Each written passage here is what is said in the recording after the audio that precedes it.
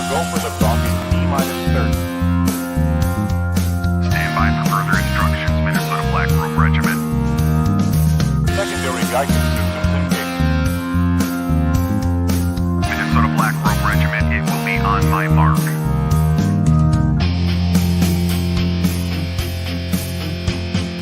All systems are a go. All systems are a go. Minnesota Black Robe Regiment, you are over the target. You are authorized to fire at will.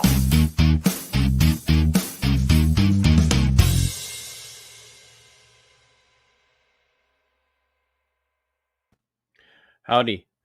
Thanks for stopping in. I appreciate everybody coming on my Wednesday night show. It's not normal. You guys are used to me on Mondays now and occasionally Friday and then my Saturday stuff, but this is a big deal and we wanted to get it out while we could and while the individuals that we'll be speaking with have some time.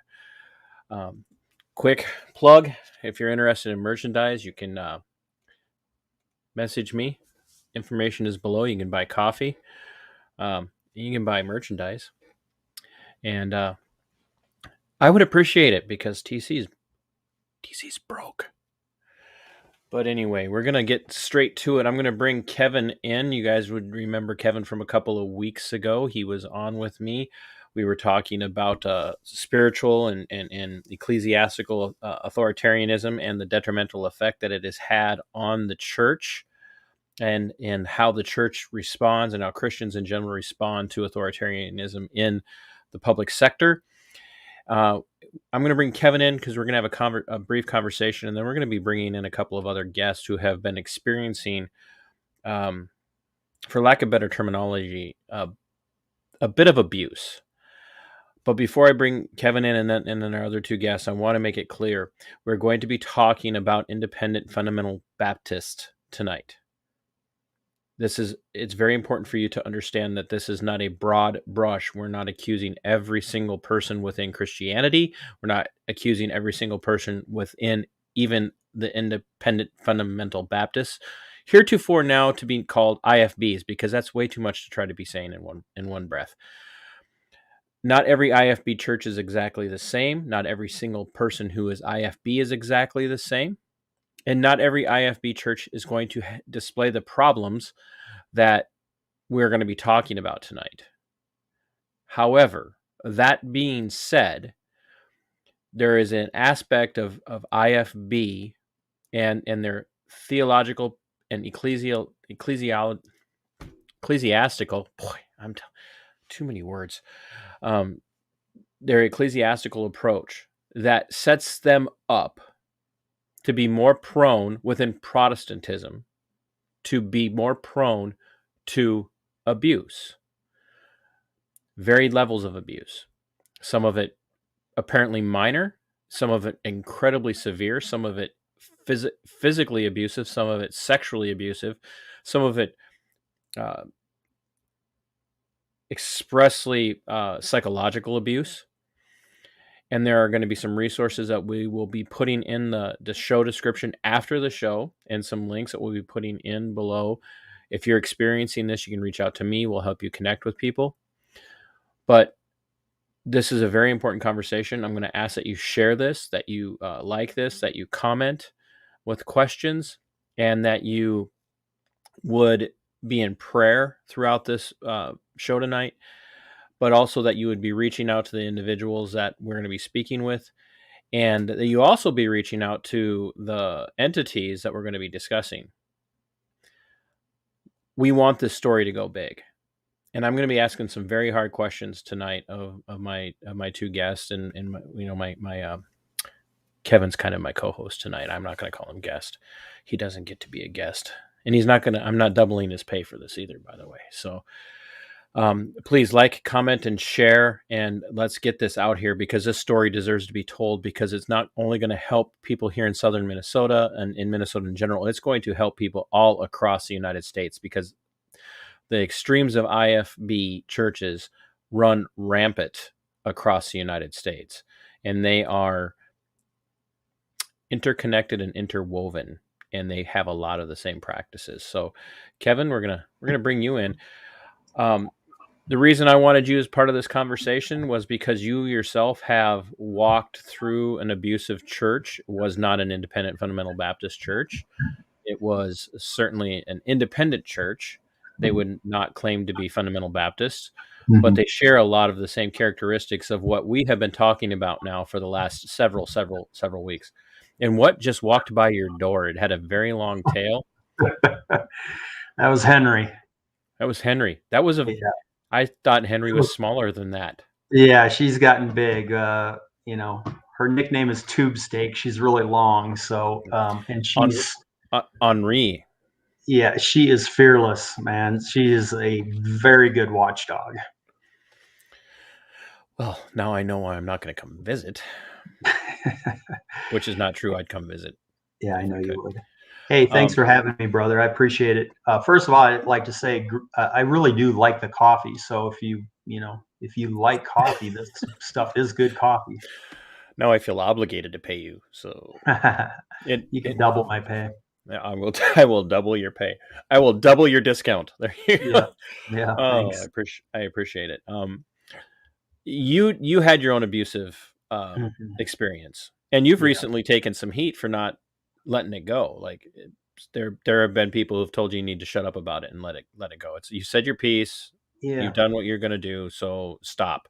And now, since then, you have posted not only a couple of articles, but you've also been posting from a book that you've been reading that's explicitly and implicitly about church abuse.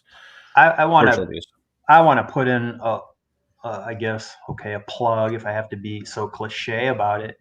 But the book I've read, and a lot of, I mean, when we left our abusive church, I really dove into trying to learn about spiritual abuse and tried to educate myself and read a lot of books and started just with the concept of humility and love and, various different things. And then it led into, diving into the actual abuse dynamic and that sort of a concept. So I've read a lot, not everything by any stretch of the imagination. There's a lot of great resources out there. Up until this book, my favorite has been Churches That Abuse by Ronald Enroth. Excellent book. Highly recommend it if you've dealt with spiritual abuse or you are. Looks like Henry wants to get in. Boy, she does too. She is staring at you. But there are a lot of good resources. Okay, so this is the book that I started. My wife got this book. It's called I'm trying to get it so it can be. You got it. It's good. It's perfect. In the House of Friends. The author's name is Kenneth Garrett. Ken Garrett is now pastor of a church in Portland, Grace Church in Portland, Oregon. So, man, this guy's story is very parallel, or maybe I should say he's older than me, and this happened to him before it happened to me. So it's still a parallel. That's fine. Yeah, so I run parallel to him, I guess, is how I would prefer to say it. Now, I've been posting a lot of quotes from this book on my Facebook wall. And so today and I'm not done with this book. I have just a little bit left in it. And I know that there's some stuff in the end that maybe I'm going to have some disagreements with, because Jen and I talked about it when she went through this book. She went through this book very early on. I think it was recommended to us by our friend Georgiana who lives, she lives in a different state than us. But she has been a blessing to us, to our family, to my wife especially, and really, she's a dear saint. My interactions with her have been absolutely She knows this stuff. She really knows this stuff, and she likes to work behind the scenes. So I think, I don't know that we'll ever get her on a show, but I hopefully she would someday. Anyway, I think she introduced Jen to this book.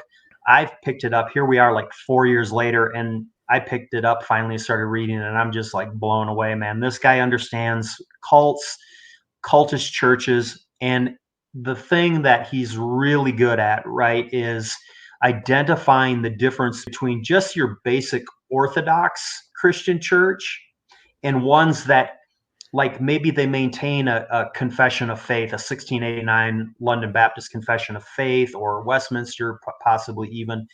they're confessing. This doesn't insulate you from abuse, and Correct. that's what Pastor Garrett really does a great job in articulating in his book. And so I actually started exploring him today, found his church, went to the website, snooped around a little bit, found him on Facebook, started following him. I got a really nice message from him today, and I'm really very humbled and very grateful to receive, him reaching out. Guy gives me his cell phone number, says, call me anytime if you want to talk. I'm just like, I'm really kind of blown away by that. So, you almost feel like you're in a special club, and it's not one that anybody would strive to be a part of. But once you've been through these situations and you know people that have been, and you're a survivor, you have a special attachment with people that, go through this stuff. So that's kind of where we are. We're learning, we're exploring, we're continuing. So you're not an expert. No, and I would never call myself an expert, even if I was well versed in it, because I don't like the term expert. I think, nobody's really an expert in just about anything. Well, what do they say? You're really proficient Speak after for yourself. 10,000 I know hours. everything about everything. Yeah. 10,000 hours is what it takes to be very good, or considered really good at something. So, I have 10,000 hours in a computer program that I use for my work. I'm probably pretty good at that. I don't know if I'm really good at anything else, but we want to be knowledgeable. Okay, we want to understand it. We want to understand how these people tick. They're generally narcissistic. They have personality disorders of various types, and their control. They desire control, and there's a lot of reasons they desire control. And they attract people with personality disorders. There again, Yes. that's not to say that every single person who is being abused is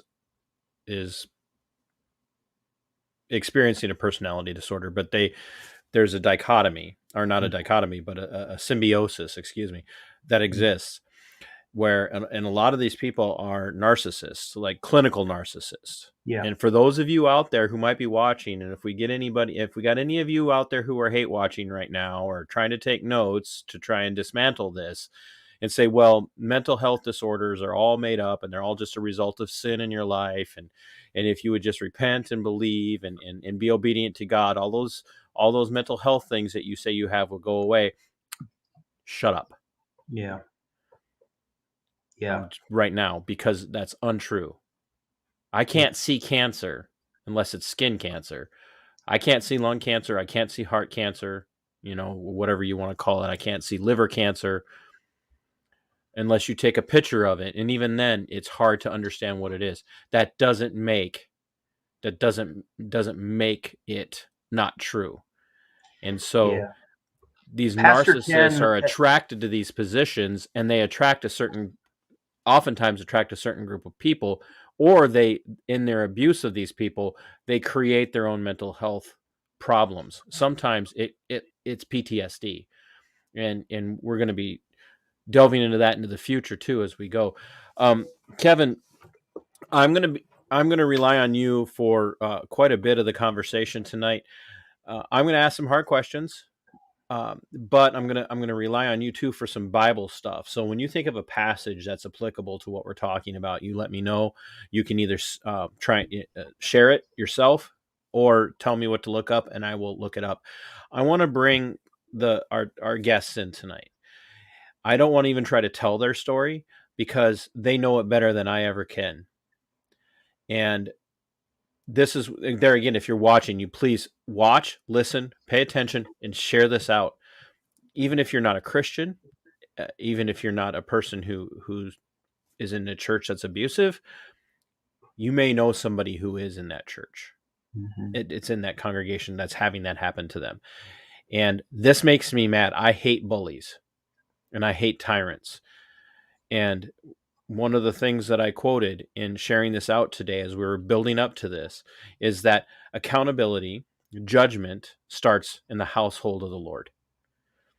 And I've had so many people over the years say, you need to stop being so judgmental towards the church. You need to stop being so hard on the church. No, I got news for you. If I can't be hard on the church, I can't be hard on anybody. Mhm. And Debunking, one of my favorite writers, one of my favorite theologians, one of my favorite preachers, says that there's this 11th unwritten commandment. And Kevin, I know you know what it is. Thou shalt be nice. Nice. Hmm. Yeah. I've Nice never is been not that guy. yeah. I mean, kindness, the Bible describes kindness that we should, be kind, but nice Even is how a you, different thing. yeah, Nice is like, I don't ever want to hurt anybody's feelings. and even And kindness is abused in its sure. the way people push it. True kindness, true love for others means sometimes you're going to hurt them. Hmm. So we're going to bring Steve and Amy in. Guys, thank you so much. Well, okay, this just starts off bad. You got Amy down in the basement. What's that? You relegated her to the corner of the house. Like, we already know there's a problem. I gave her first pick, and that's where she wanted to be, at her desk. Amy, is that true? You could be honest right now if you want to. Yeah, it's kind of like a natural turf, and then like everything went bonkers, and now I'm doing double duty on technology. So Okay. yeah, par for the course. First of all, I want to tell you guys thank you for being willing to do this. I know that you guys are in the middle of just probably what feels like the worst thing that's ever happened to you. I'm going to ask some hard questions tonight. Yeah. And you guys, you're aware of that. Steve, I've asked these questions to you both in Messenger and in person. Amy, I've asked you through Messenger some of this stuff. But I want it out there so that people understand that I'm not just taking everything at face value. I'm asking questions. So for those of you who are watching, who are observing, these people have been run through the ringer. And there is a side of the story that says they got what they deserved. And as we go through this, you're going to find out that it's not really what people are making it out to be. And that's why I'm going to ask hard questions. So, Steve, I'm gonna lean on you a little bit to explain to us what propelled this into the public eye as far as where you guys are in and I'm going to throw it out there. You're in the Albert Lea, Minnesota area. I have experience with the Albert Lea, Minnesota area. I'm just going to say this. There's something sick in that area. That area has got some wickedness going on. And this to me is maybe by far even worse than any other stuff that I experienced. So let's start with the day. And then we can go into the background. What happened on that day? What day was it? And what was your initial perception of that moment? All right. So the day would be February 3rd this year. So 3 months ago, almost exactly at this point. And that was the day that our daughter, our second daughter, Mackenzie, she goes by Kenzie, turned 18. And instead of the things that we had planned with her, the things that she had planned, she had phone calls planned with friends. She and I were going to go for a run, go celebrate her birthday. Amy and I woke up. Actually, Amy woke up to the front door opening and closing. And Amy, you heard that. Yes. Yeah. And Steve, being a guy, slept right through it. Yeah. When on the days I work, my wake up time is about 3:45 to 4:15. So I usually sleep in till 7 or 8 when on my days off. And this was just about 8 o'clock. And Amy heard the door open, close, and kids about what time in the morning? Kind of about what time in the morning? Right about 8 a.m. 8 a.m. Okay. And just as a preface, we're a homeschool family, so like our day usually starts for school and just to get ready for the day and everything about 9:30 to 10. So Like usually by about 10, we were starting school. So 8 o'clock is kind of that precursor to waking up for everybody. So just as that context for everybody to understand why people were still sleeping. And a couple Well, minutes it's later, really- front door opened, and Amy said she saw someone go back to Kenzie's room, but then saw a second person go with her. And so she got up, went to investigate, and found Kenzie in her room. Her older sister was away at Bible college, so Kenzie was the only one in the room. And there was this pastor's wife in. What's her name? Her name is Crystal Miller. She Okay. and her husband Jerry are church planting missionaries Okay. in So Crystal's- South Dakota. So Crystal's in the room with Kenzie. Right. And Amy confronted her, asked her what was going on. And Crystal And this told- is your house. You own it. Yep. You, Steve and Amy own the house. Yes. Okay. Yep. And Crystal told Kenzie not to talk to Amy, to pack some things. They would call the police if they needed to. At that point, Amy called for me. I came into the room and confronted Crystal. And we had been concerned because of events leading up to this, that something like this was going to happen. And in fact, we actually had been threatened that this would happen on that day. And so while we were surprised, we were not completely blown away that they were coming and doing this. We'd been concerned that this is exactly what might have happened. And let's be clear right now, at this moment, Crystal, correct? Crystal. That's her name, right? Yes. Yes. Crystal Miller. Yep. Crystal Miller is now committing trespass. She was not there with the invite of the property owners. People need to understand that. I don't care whether Kenzie invited her or not. Kenzie, even at the age of 18, is not the homeowner. She's not the property owner. She has no authority over the property. She has no authority over the home. So even if Crystal's there by invite, it's not lawful. She's not there because you've allowed her to be there. It's kind of a weird vampiric thing. So the man of the house should invite the vampire in. So yeah. Right. So I told her. So she's there against your authority. She's just made the threat that we'll call the cops if we need to. Yes. Yeah. Oh, the cops needed to get called. All right. But anyway. Mm-hmm. So I told her to leave, and she said, "Okay, well, I'll be right here in the hallway." And I said, "No, leave the house." And so I escorted her to the door.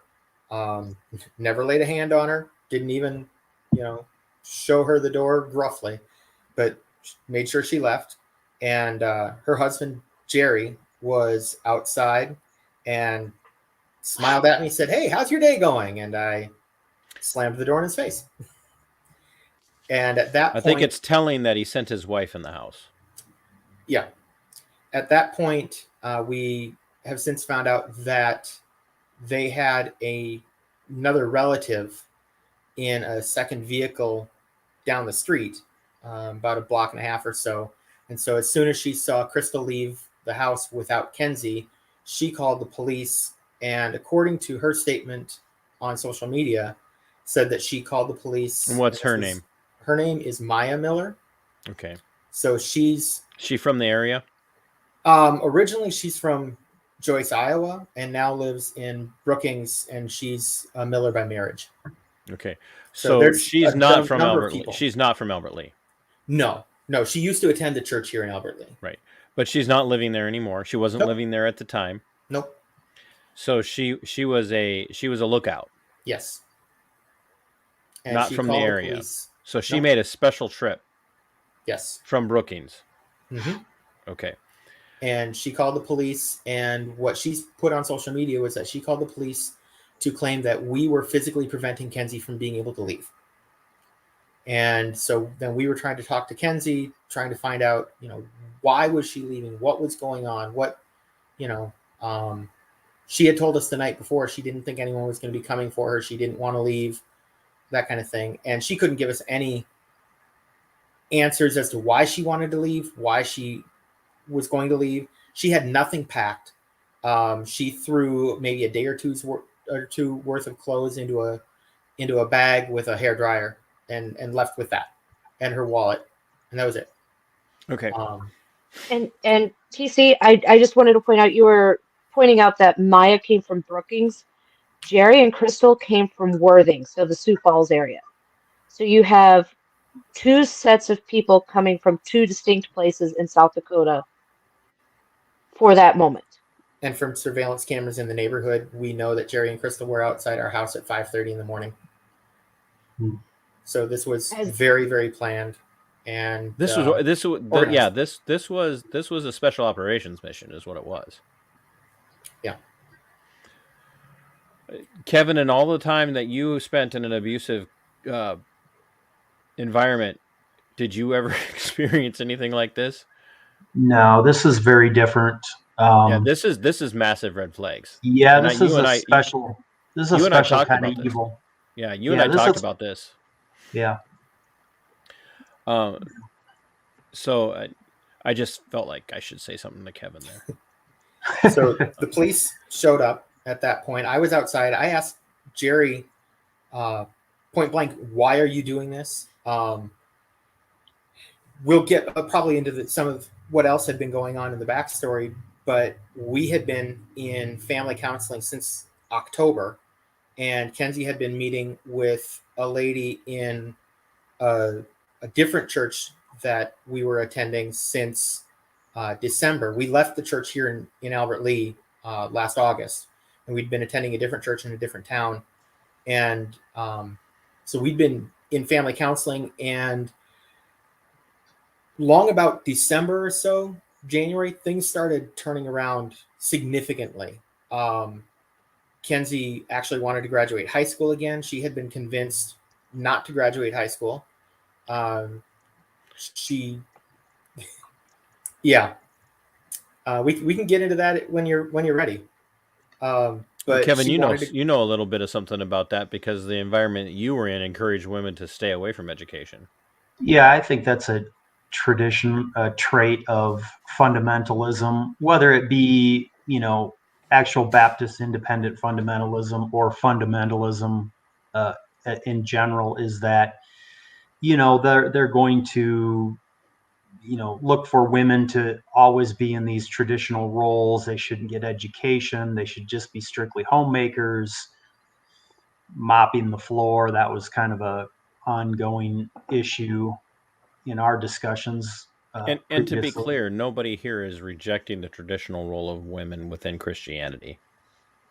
No, absolutely not. It's just the extreme that they take everything to, and that they want to try to use Acts 2 and going back to the first century church, things of that nature. Right. So I just like that part. I want people to understand. There are traditional male and female. I know that's probably going to get the video taken down, but there are traditional male and female roles within Christianity, and nobody is denying the validity of those things at all.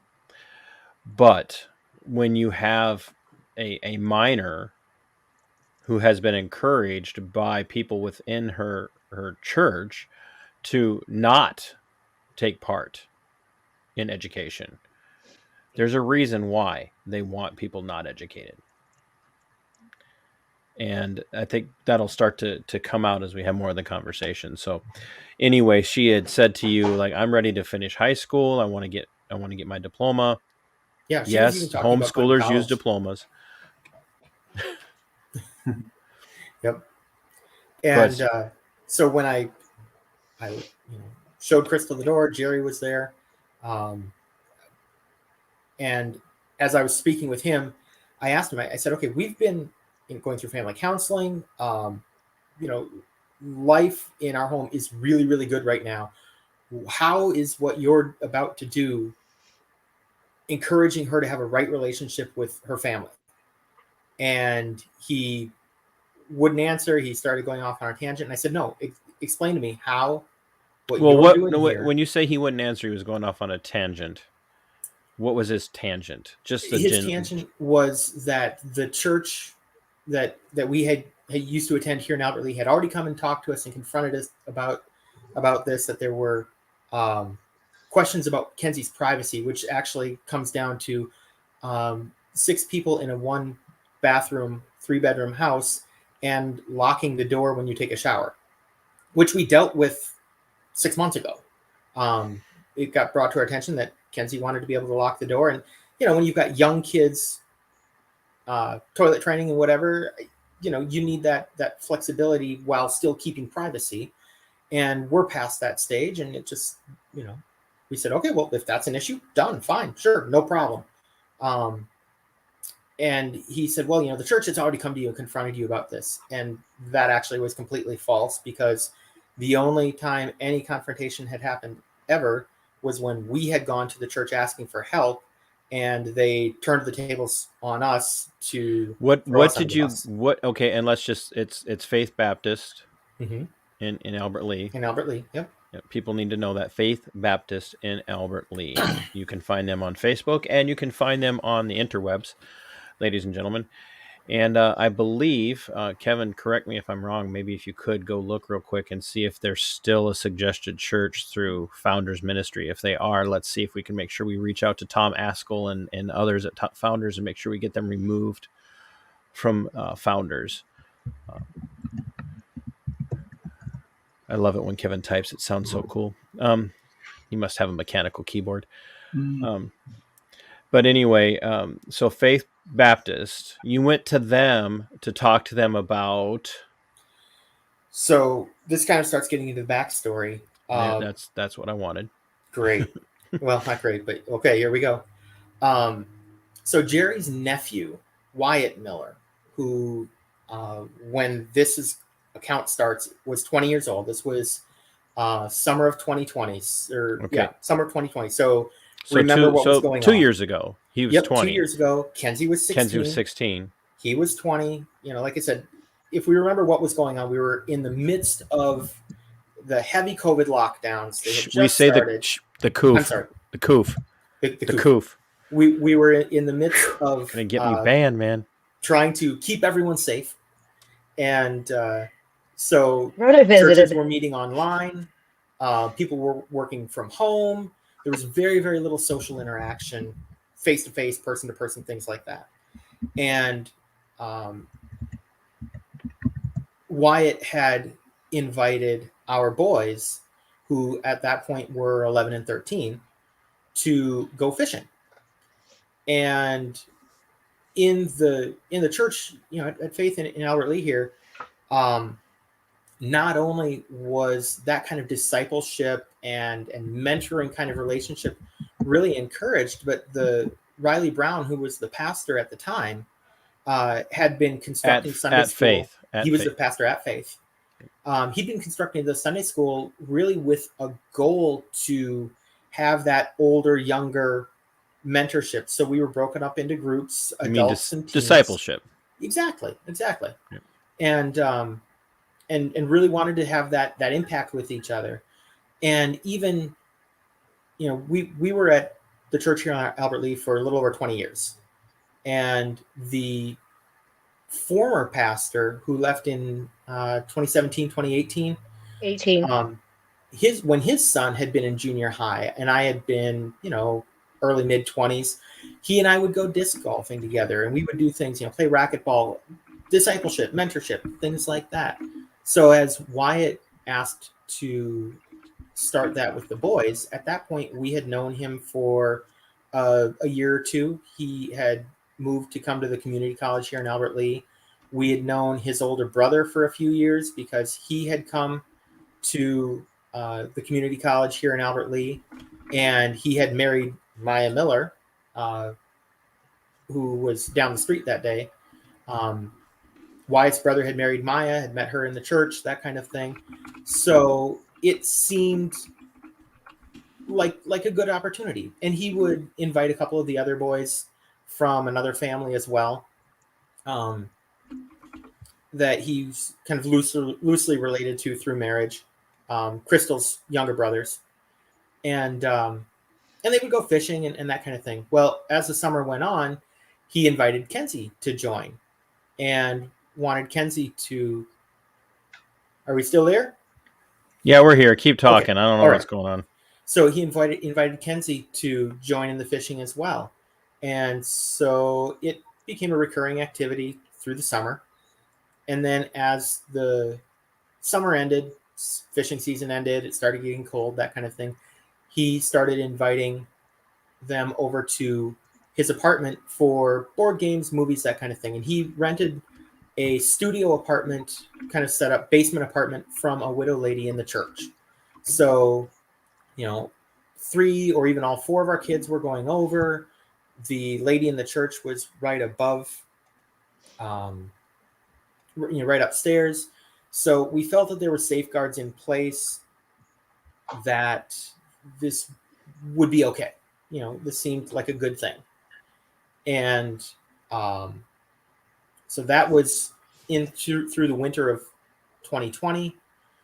March of 2021. So Kenzie had just turned 17. He was 21 at that point. He and Kenzie had been noticeably starting to kind of become more than friends. I mean, we had people all over the church coming to us and asking us, well, are they a couple? Are they an item? Are they getting together? And it was something that Amy and I had talked about. I want people to understand we have people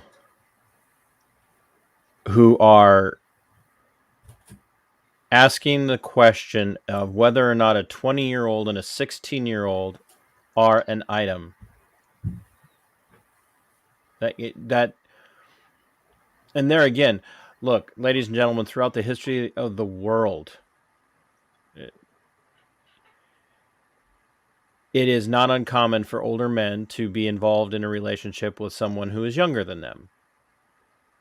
My wife is 6.5 years younger than me. However, I did not meet her when she was 16.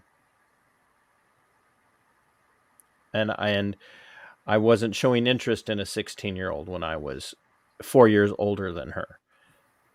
So people are asking, there's clearly something going on here. And you guys are catching wind of this. Amy, when did you get concerned?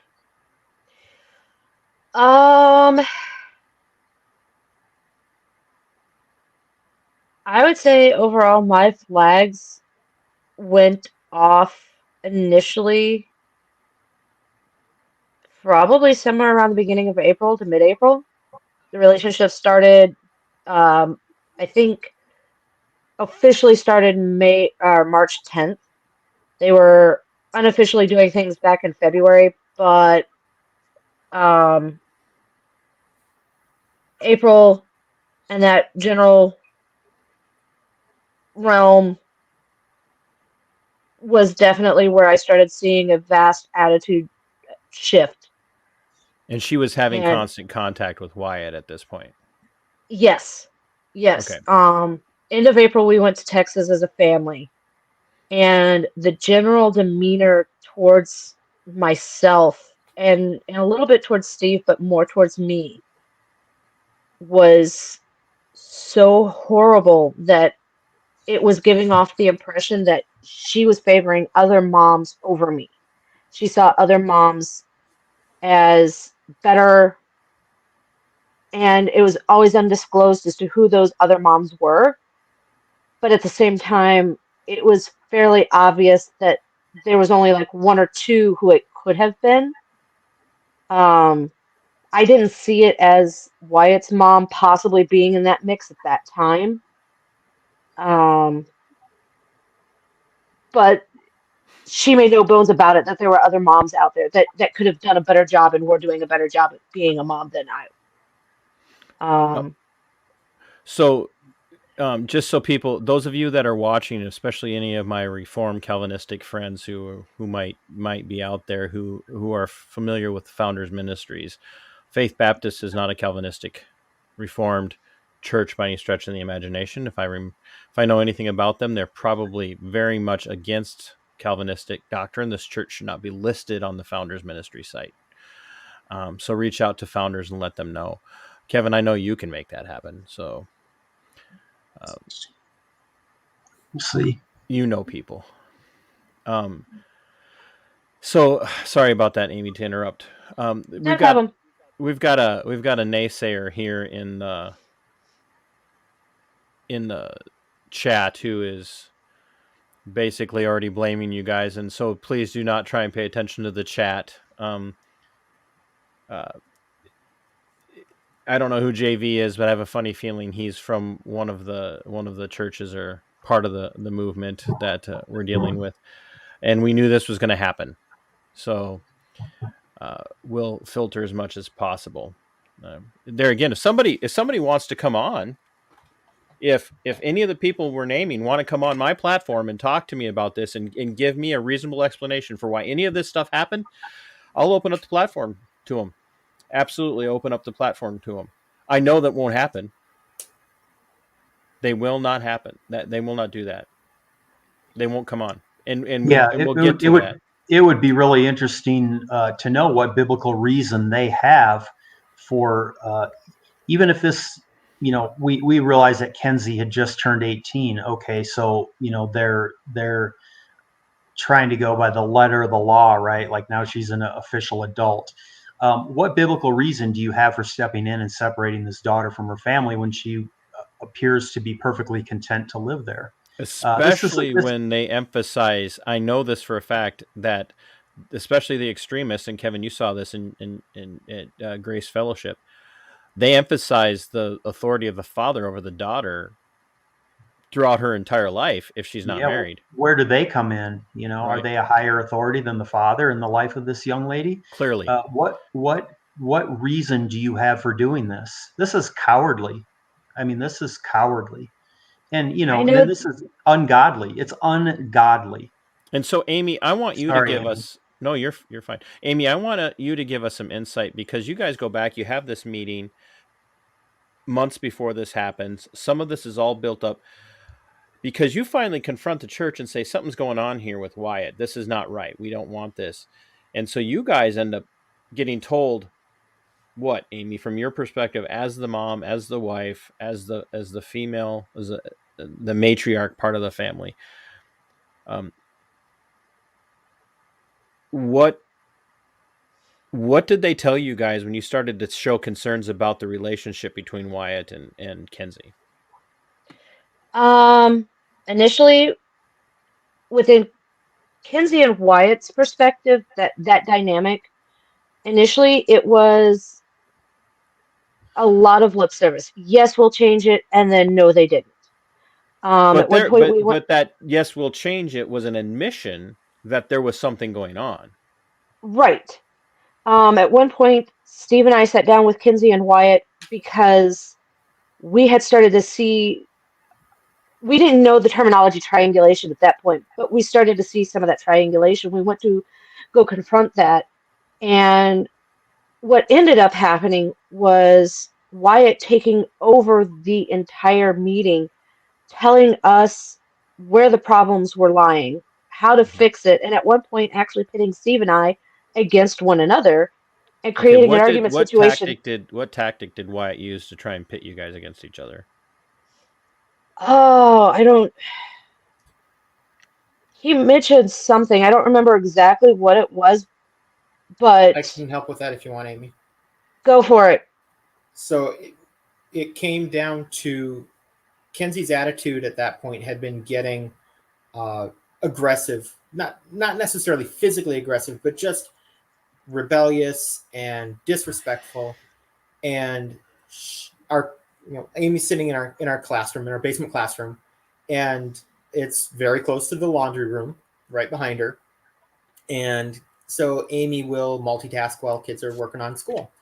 And there was a question about Kenzie had gotten so angry as she was talking with Amy at one point that she had taken a laundry cart and shoved it. And where the triangulation came in was, had she shoved it to the point of tipping it over, or had she just, shoved it to where it kind of rocked up on a couple wheels, that kind of thing. And where it really caught me in that conversation, as they literally were pitting Amy and I against each other. And got it to the point where I don't remember if Amy raised her voice, but I know I did. And as soon as I raised my voice, out of the corner of my eye, I looked over, and Wyatt and Kenzie looked at each other and smiled. And that was the point at which I realized this is what's happening. I'm going to be a little hard on you here. You didn't answer what they actually did to pit you guys against each other. They were just you were just talking about the conflict between Amy and Kenzie. What did Wyatt do to provoke the question a definition? Yeah, it was a question a definition of whether it was tipping or like how aggressively the cart had been shoved. That was the and so. Amy, you had one definition, and apparently Steve had another definition. Yeah, and therefore, because you guys had a different definition, you're not in agreement. So it clearly was you guys were blowing this out of proportion because you couldn't agree, and Amy or Kenzie's story must be the accurate one. And we overreact, or Amy overreacts, was Wyatt's accusation, and so she was blowing it out of proportion as opposed to what Kenzie was saying, and so.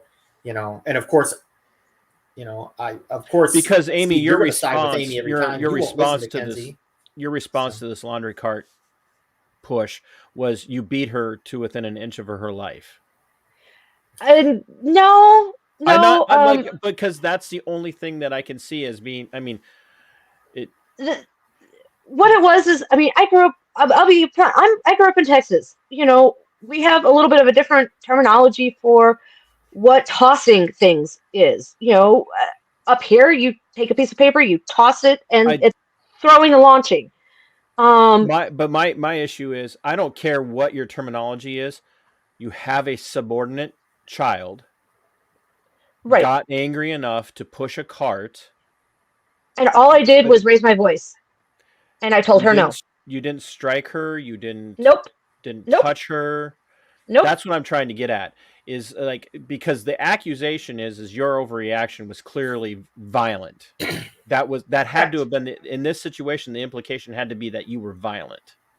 Correct. And at this point in time, I knew better than to react any other way than raise my voice, and that in and of itself had become an issue.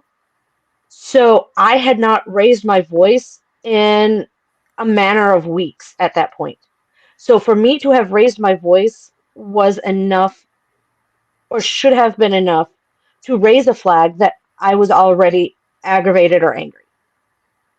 So it was me basically having to yell for her to come back because of where the laundry room is to where the stairwell was. I needed to raise my voice to be heard over a washer, a dryer, and a heater to make sure she could hear me as she was going up a stairwell. So this is a meeting that you guys instigated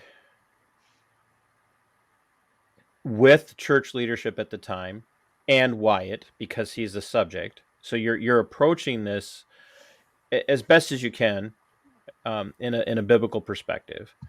The meeting that included the church leadership was probably about the fourth or fifth meeting.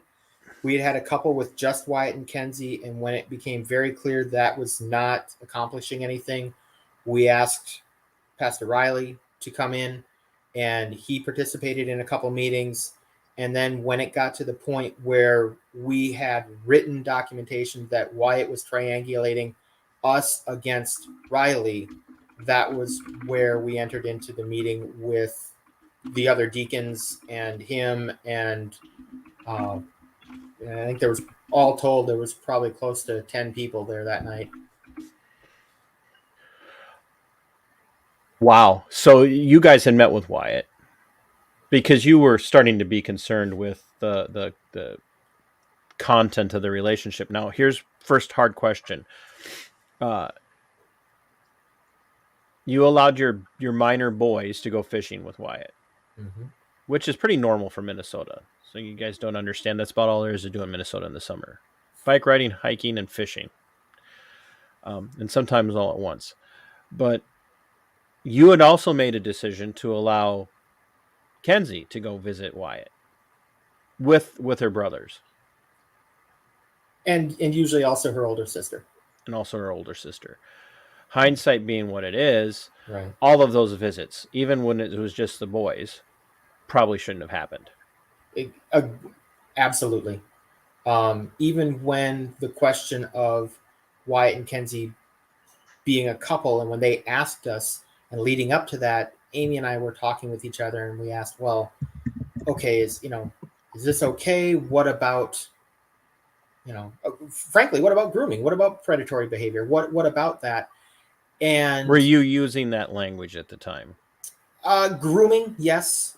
I have my college degree is in youth ministry. I spent about 6.5 years working with at-risk youth at a shelter, not a Baptist facility at all. It was through Lutheran Social Services. So I have a history. But let's also that. talk about where your degree is from. My degree is from Pillsbury Baptist Bible College in Owatonna, Minnesota. They're not open anymore, but right, they're also not accredited. They did become accredited, but they were not accredited when I was there. Right. So my degree is kind of by proxy, but correct. When I was and there, I'm not saying that to belittle you. Don't get me wrong, but I just want people to understand, because that's going to be the thing. Well, they'll turn on the degree if it defends them. So, so we were wondering about that, and frankly, we were being just as groomed as the boys were. Wyatt had been in the church for a couple years. We thought, well, if there was going to be something, we would have seen something by now. And we knew his brother, and his brother had married a gal, and he was related to Jerry and Crystal. And Jerry and Crystal grew up in the church. We've known her since she was in junior high. And we've known Jerry for, 15, 16 years or whatever. And so we said, well, we think we know these people. We think they're safe. We think it's okay. And yeah, like you said, hindsight being 2020, a reasonable, normal person is probably asking right this second, what in the world were you idiots thinking? And that's a fair question.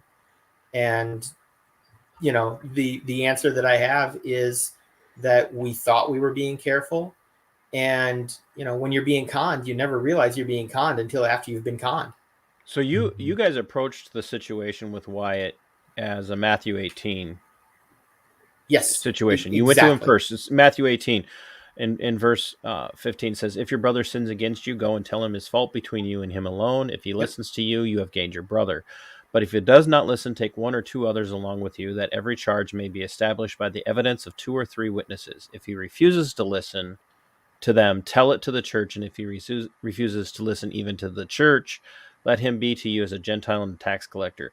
You guys are doing everything you can. That's exactly what led to the meeting in August. Right. You guys are actually doing everything that you can in this situation to intervene for the good of your daughter and actually for the good of Wyatt. Exactly. Where is Wyatt now? Is he accessible? Can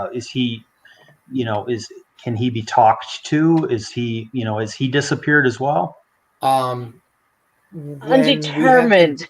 When we had the meeting in August, ultimately that meeting was because we were seeing so much division that was being sown within the church and also our family by Wyatt and also Kenzie, that we were asking the church, I was a deacon at the time, but the other 2 deacons and the pastor, to hold Kenzie and Wyatt accountable using Matthew 18, because they were sowing division within the church, and that needed to be addressed publicly. And that was the whole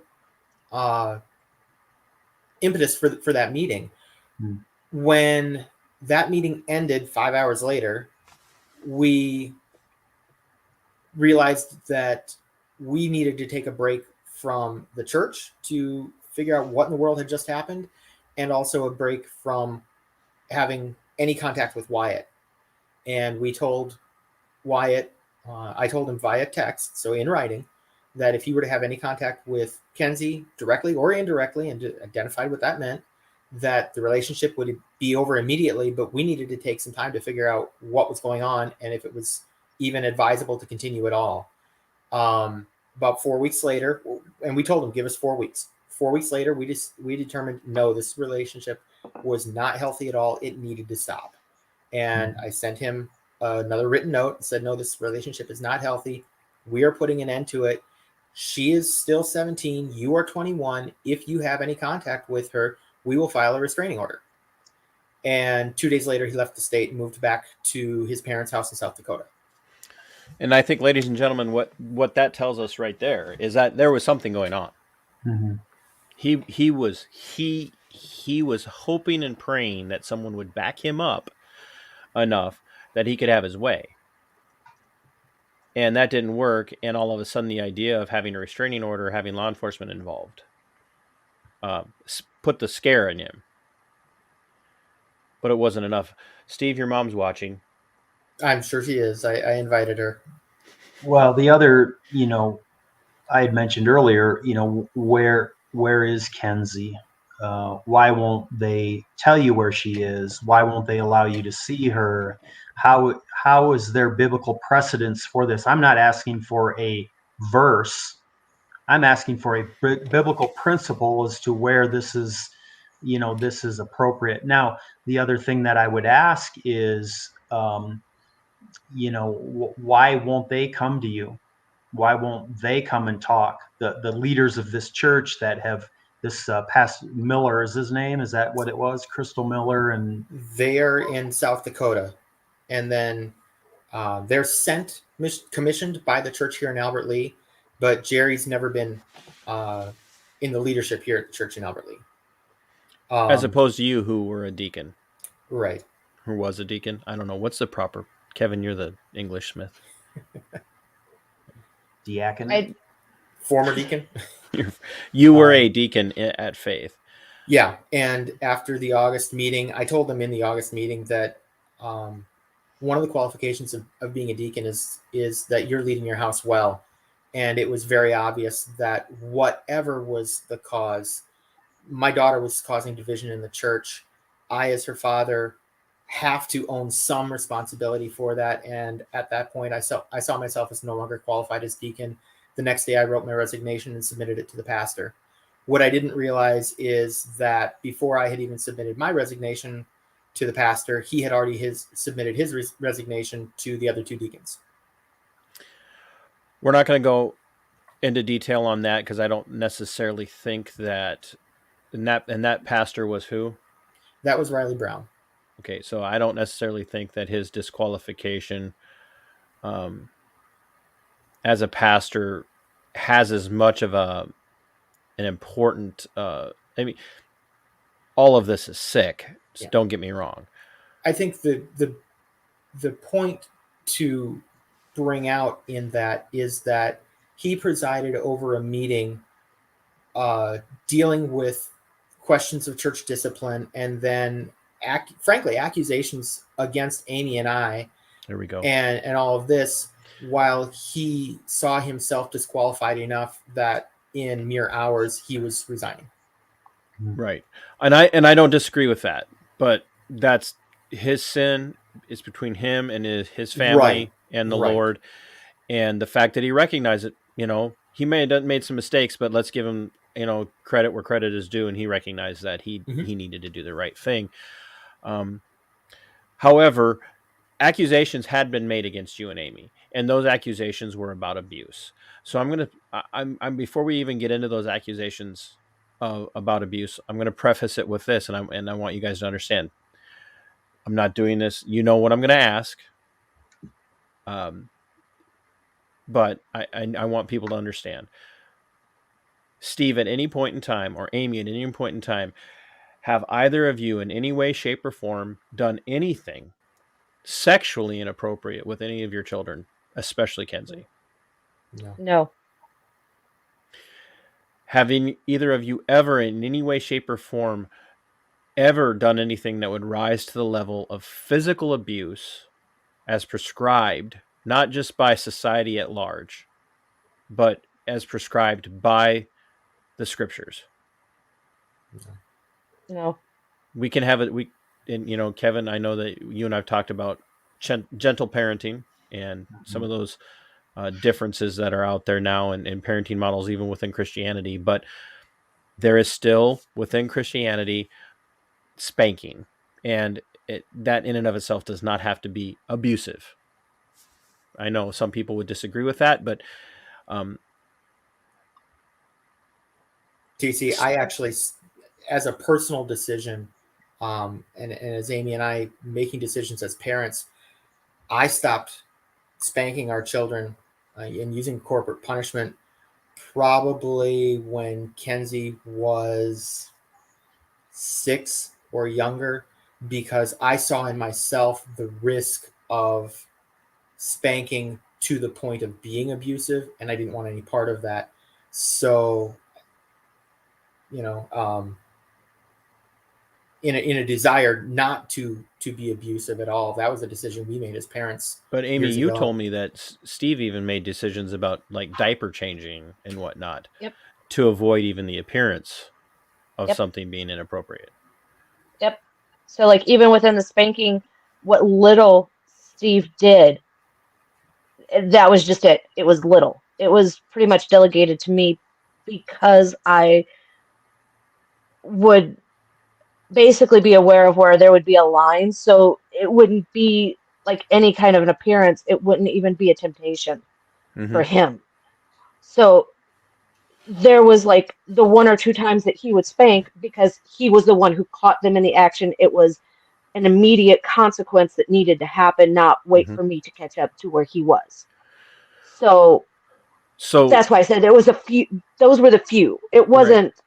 He was the primary. There came a time that there were implications from the church, Faith Baptist and Albert Lee, very much implied and even stated that you guys not only were you abusive, but there was probably some sexual inappropriateness in the home. When we found out about the triangulation and the notes that Wyatt had written to Kenzie, Kevin's just getting angry. I can see it. We asked for that meeting, and the response that I received from Riley was, okay, and we have some things we need to talk to you about as well. When we sat down for that meeting, after I had laid out our concerns with the relationship and with the division in the church that was being sown, Riley excused the other 2 male deacons and brought in their wives, and Wyatt was allowed to stay and said, okay, well, we have some things that we need to talk to you about. We have a couple allegations, and depending on how you answer those, we may have a couple other things as well.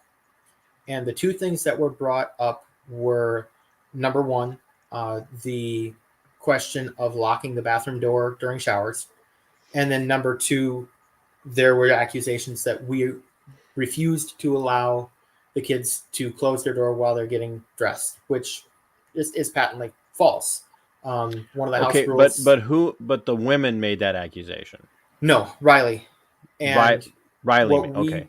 What we later learned was that Wyatt had taken that to one of the ladies in the church, and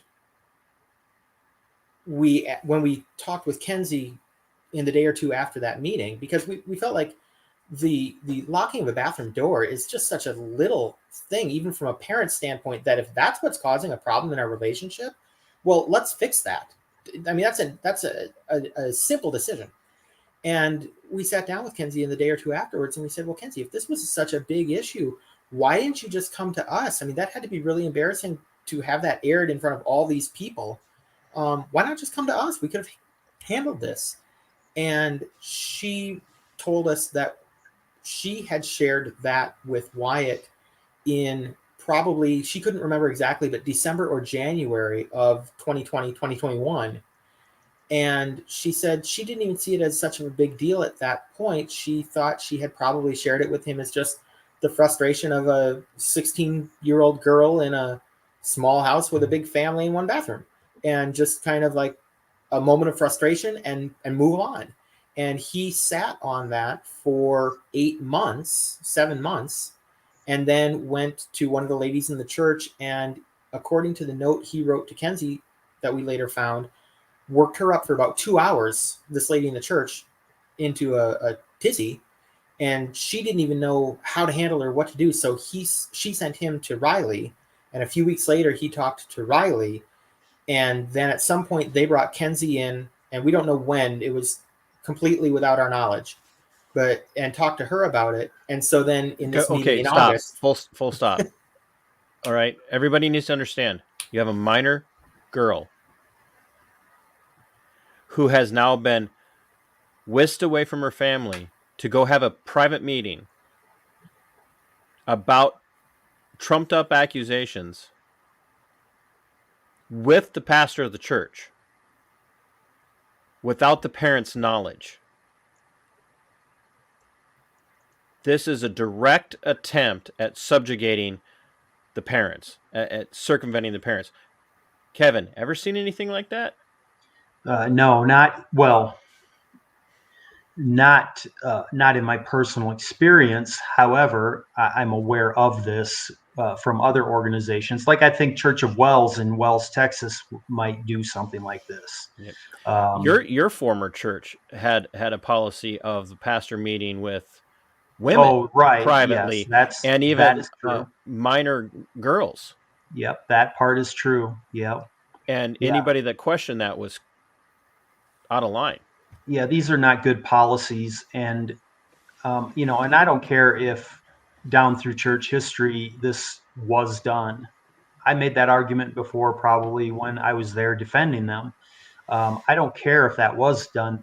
We live in a different day and age where these pastors, if I can use that term, need to they need to be above any kind of appearance. I mean, Steve, that's your testimony of not even being concerned about changing the diapers for appearance of impropriety is very admirable. I think it shows a different character than most people would even recognize. But this is out. This is so far out there that these people are number one, that I mean they've kidnapped your daughter. I mean that's what they've done. That just for that meeting alone was just kidnapping. They've skirted it. They've found a loophole, so to speak. But that's what they've done. And then they've wrapped this all up in some sort of religious garb, which is a bunch of garbage. This is pretty egregious stuff. So they whisk Kenzie away to a meeting without your knowledge to talk to her about these issues. Mm-hmm. At some point, law enforcement is brought into this. Well, so we had that meeting in August, and then we go to October. So by October 2021, we had left the church in Albert Lea. We were attending another Baptist church in another town, really kind of trying to just pick up the pieces. You were attending another independent fundamental Baptist church. Yep. In Owatonna. Right. Grace. Yep. Right. I'm sorry, but we're gonna. That's okay. Yep. You let me know how specific you want to get. Now, you already know the one thing that I would like to tread away from. So, so you're now attending another independent fundamental Baptist church, right, which is Grace in Owatonna, which was at one time directly the church of Pillsbury Baptist. The joke on campus was that it was Pillsbury Baptist Church. Right. All the staff and many of the students went there, and which is understandable. I mean, it's the only like if you got a reformed, if you have a reformed college in a town, and the closest reformed church is going to most of the people in the reformed college are probably going to be attending the reformed church. So, yeah, it's the way it was. Right. Well, the church I attend, I often refer to it as Mayo Presbyterian. So, so we had started going to Owatonna, and in October, Wyatt's family, and we still don't know the exact identity, but hold up just a second. I think this is one somebody asked about mandated reporters. We will get to that. Great question. But they asked this question: why would you go back to an IFB? And I'm going to answer this question because that's all you know. That's exactly what I would say. I grew up. You thought that was the only proper church. Like anything that was an IFB wasn't even a real church. And it might not even, if it was IFB, if it wasn't the right IFB, it might not even be the right church. Yeah. So why? And if they were not reading the right version of the King James, it might not be the right church. And just Amy gonna, did not grow up in that environment. No, she did not. yeah, I was gonna say so many things I could say there, but I'm just going to keep my mouth shut on that. So That's what people need to understand, is that when you've grown up or you're in any way, shape, or form have become indoctrinated into the more extreme versions, especially of independent fundamental Baptist, you don't look at anything else. You won't even dream of attending another church. No, when we go on vacation, we would look for other Baptist churches, and like you said, we'd try to make sure they were the right kind of Baptist. Yeah. Like, are they on the approved list? Or are they not on one of those lists? Or yeah. Yeah. And you know, Kevin's had kind of even some of those same experiences. So and once again, this is not a blanket condemnation of all independent fundamental Baptists.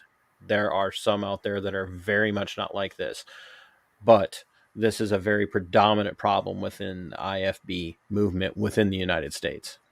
And you hear of the churches that are hyper legalistic, hyper invasive into people's homes, and that's not what Amy's we giggling. had experienced. But the honest truth is that almost makes it more insidious, because when you've got pastors coming to your church and coming to your home and checking up on you, you know that's an invasion. When it's much more subtle, you don't realize what's happening. Right, absolutely. So now you guys are at another IFB church, which is 45 minutes away. 35, something like that. Yep. 35, 45 minutes away, because that's what you know. Mhm. And you had another one that you could have gone to in Austin, but you chose to go to the one in Owatonna. Right. We knew some people up there and that kind of thing. Yep. And you had gone to college up there, so you definitely knew some people. The joke used to be we used to live in sight of that church, but we drove to Albert Lea to go to church. And now we were living in Albert Lea and driving to Owatonna to go to that church.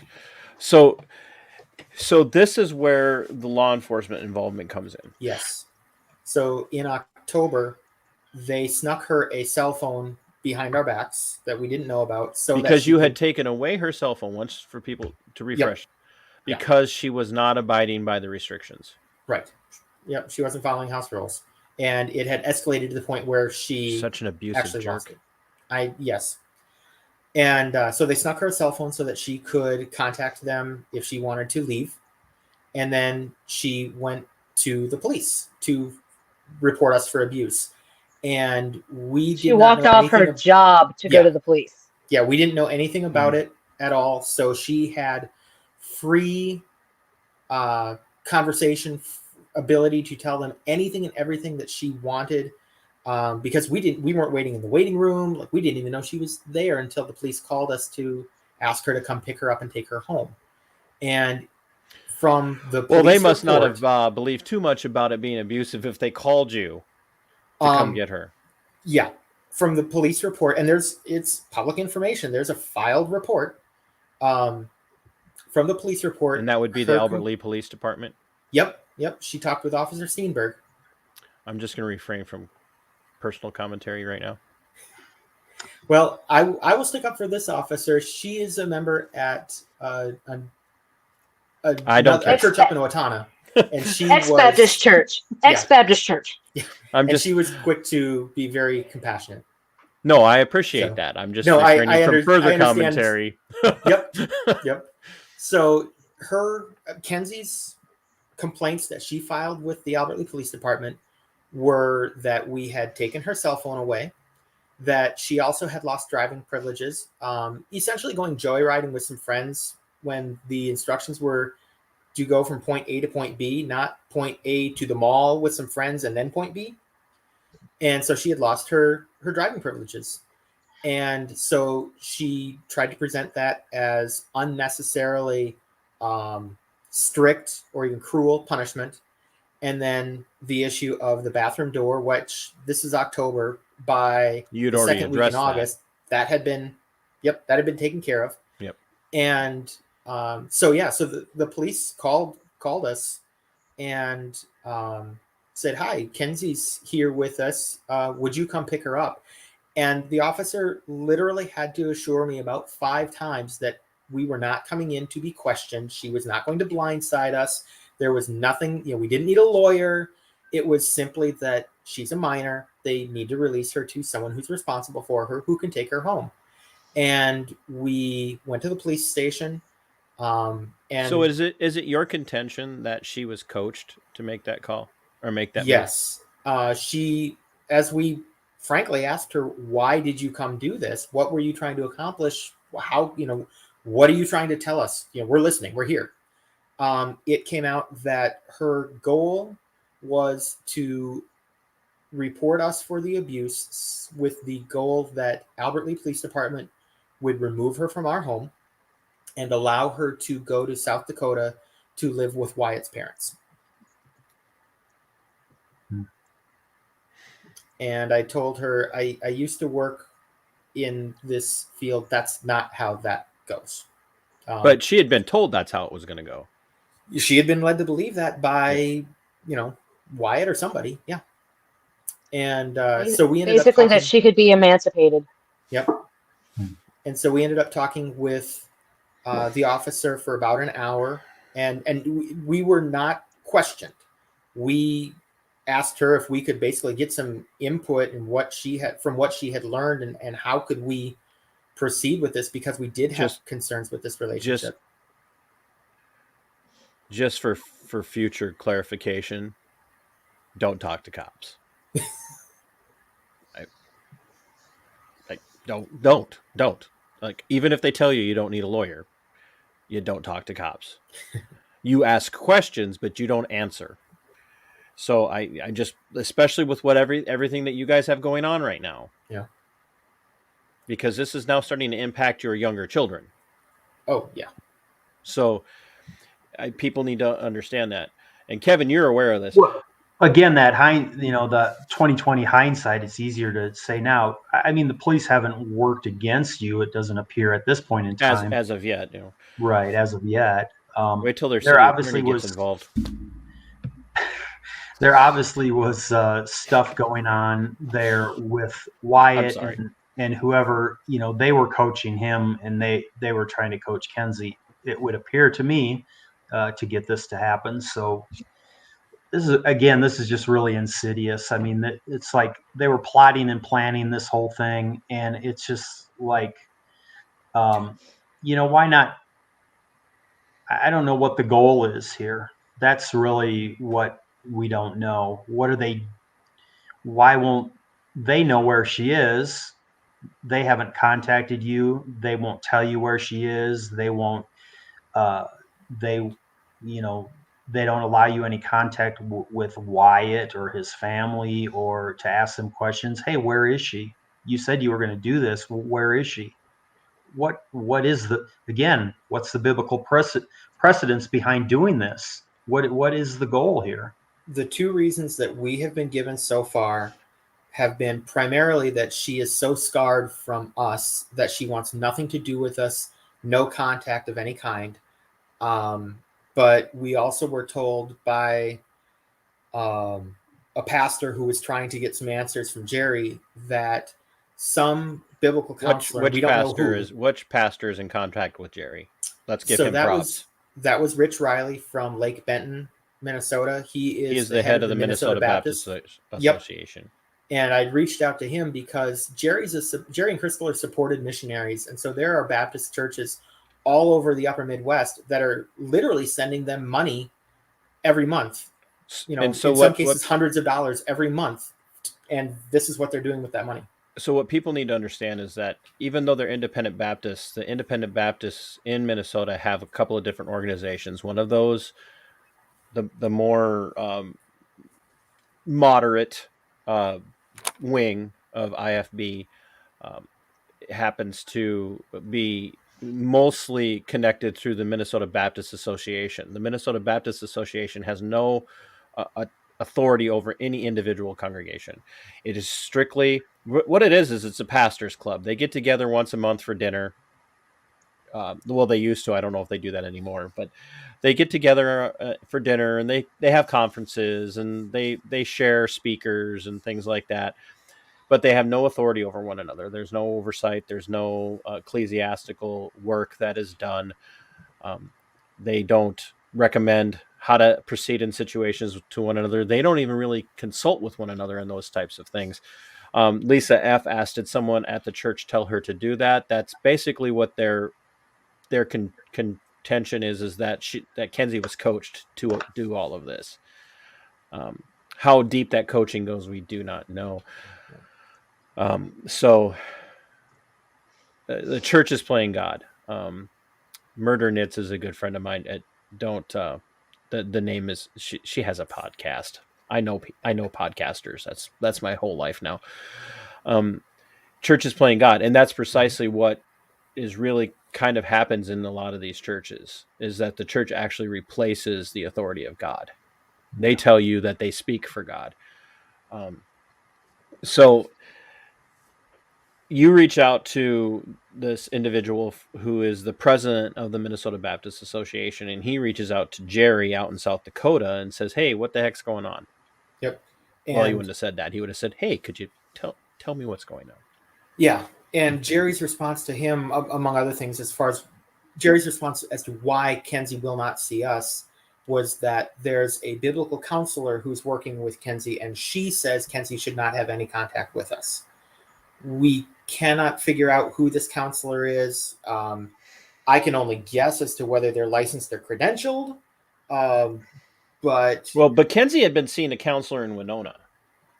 In Owatonna. Oh, it was Owatonna. Owatonna. Well, the Winona one is I think is Winona. It might have been Red Wing. We don't know, but that was via. This is when she was still a internet. minor. Yeah, and that was with someone under the guise of Faith Baptist. So that's what I want to get. So Faith Baptist helped line up this counselor that she was meeting with. This is pivotal. And that was a separate than what the family counseling was. Totally separate. Because Kenzie had gone through some sexual abuse. And other things were going on. You guys wanted to help her, which is what parents do. Even then, Amy, you were told you shouldn't even be in the building when she was at counseling. Right. People need and I was church secretary, so I wanted to use that time wisely. So people need to understand this is the church is helping them find these people, and these people are telling the parents, you don't need to be involved. If this is my kid, and I found out my kid's been abused, and there are other things going on, and the counselor says you don't get to be involved with a minor child, end of story. Yeah. This is how corrupt this is. And that's where that spiritual grooming shows itself loud and proud. And so she's already been to therapy. You guys have done family therapy through connections in Owatonna. You guys end up staying at Grace in Owatonna, still living in Albert Lee. And I'm going to ask this too, because one of the accusations is you guys have 45 kids? I think we have four. Four. Oh, four. Okay. But we're the small Baptist family. You only have to drive a minivan. Right. So, okay. If I have to get more than a minivan, we decided that was too many kids for our family. But so people are going to say, well, wait a minute. Why, if you only have four kids, why are you living in such a small house? Sure. Well, and that's been one of the things that was asked. It is. And you're like, we were making financial decisions. Right. For the long. The home that we actually have, we've been in for around 15 years, and it was we received it as part of Habitat for Humanity. Okay. So as part of that, that you have to be in a certain income bracket to qualify. You guys were not, and you were not back 15 years ago. You were not where you are now. No, we were not. And fast forward 15 years, we're at the point where maybe we could move into something bigger if we wanted to. Kevin, what's that feel like? You know what, like you have half the number of people in your house. Well, yeah, but we got a few years yet. We had a Well, second set. and we kind of were at a similar point as far as, okay, you know, sure, income wise, we could move to something bigger, but in 5 to 10 years, it's going to be shrinking family anyway. So why bother? And our mortgage payment would double or triple by getting a traditional mortgage, because the way Habitat works is your mortgage is interest free, and that's huge. So it made economic sense, and we knew in the coming years we were going to be having kids, you know, going off to college, whatever. So it made sense. Well, quite honestly, Steve, I don't think that's anybody else's business but your own. That's the problem. That is also another one of the problems of fundamentalism is they dig into stuff that it's really not any of their concern. You know, I mean, Well, let's you make just decisions for your family based on what you think is right, not what they need to worry about. well, let's just be honest. Let's talk about the reality that so much emphasis on biblical living. Really, we used to have multi generations living in square rooms, sleeping on the floor, Yeah. using a chamber pot, and bathing on the roof. So, I mean, you guys are like clearly all of you are sinful because you're not living like that. Yeah. So, Extravagant.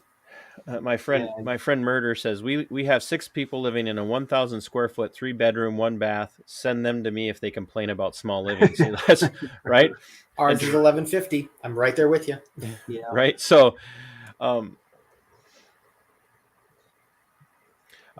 I got sidetracked. So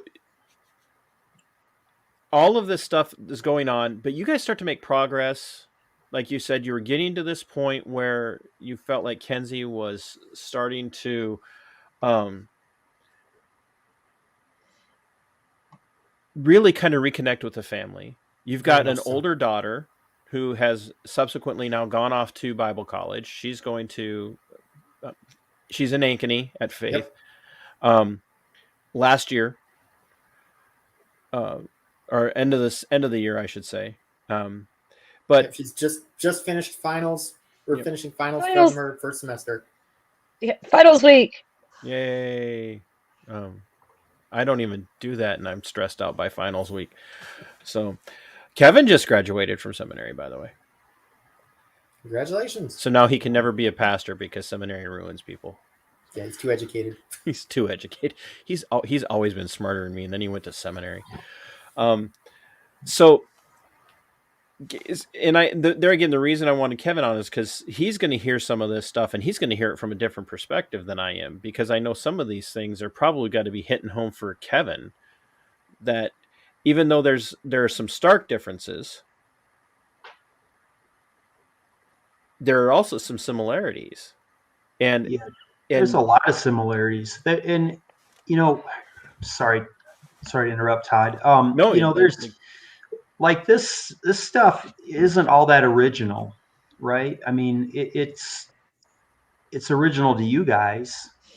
It's, you know, it's hard hitting. It's probably one of the saddest. I mean, I know there's sad stories out there, but this is a terribly sad story. I mean, I can't even believe that. I can't even believe somebody that would call themselves a Christian minister would do something like this to a family. I mean, that's just shocking to me. But it doesn't shock me when I know the what narcissists and fundamentalists are capable of doing.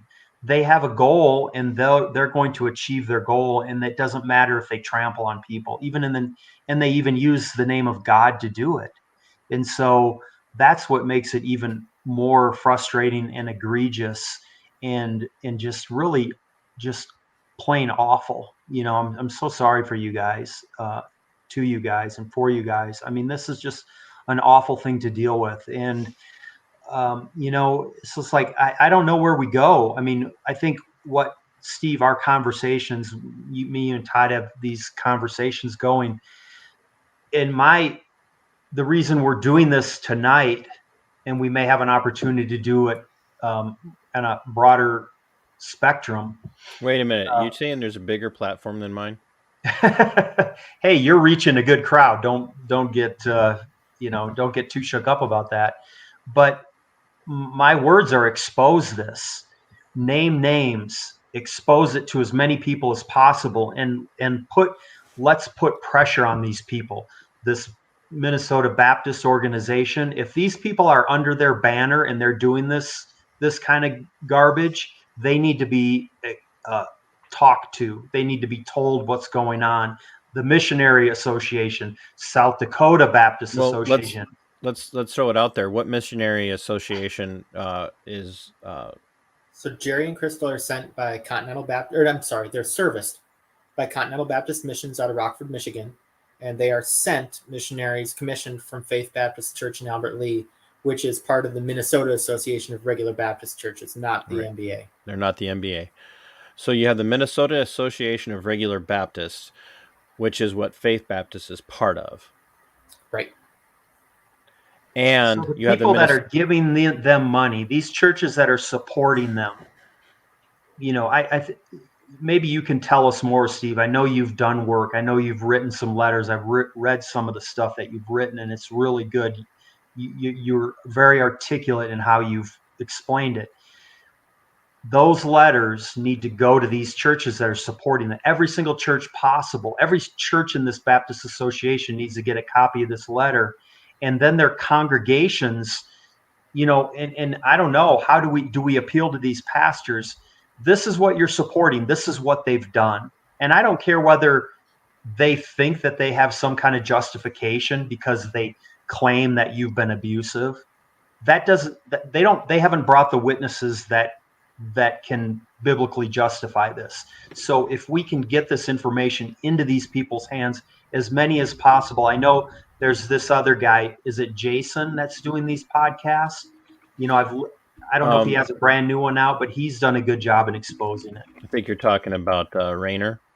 Or James Raines. Or James Raines. James, that's what it was, not Jason. James, Raines.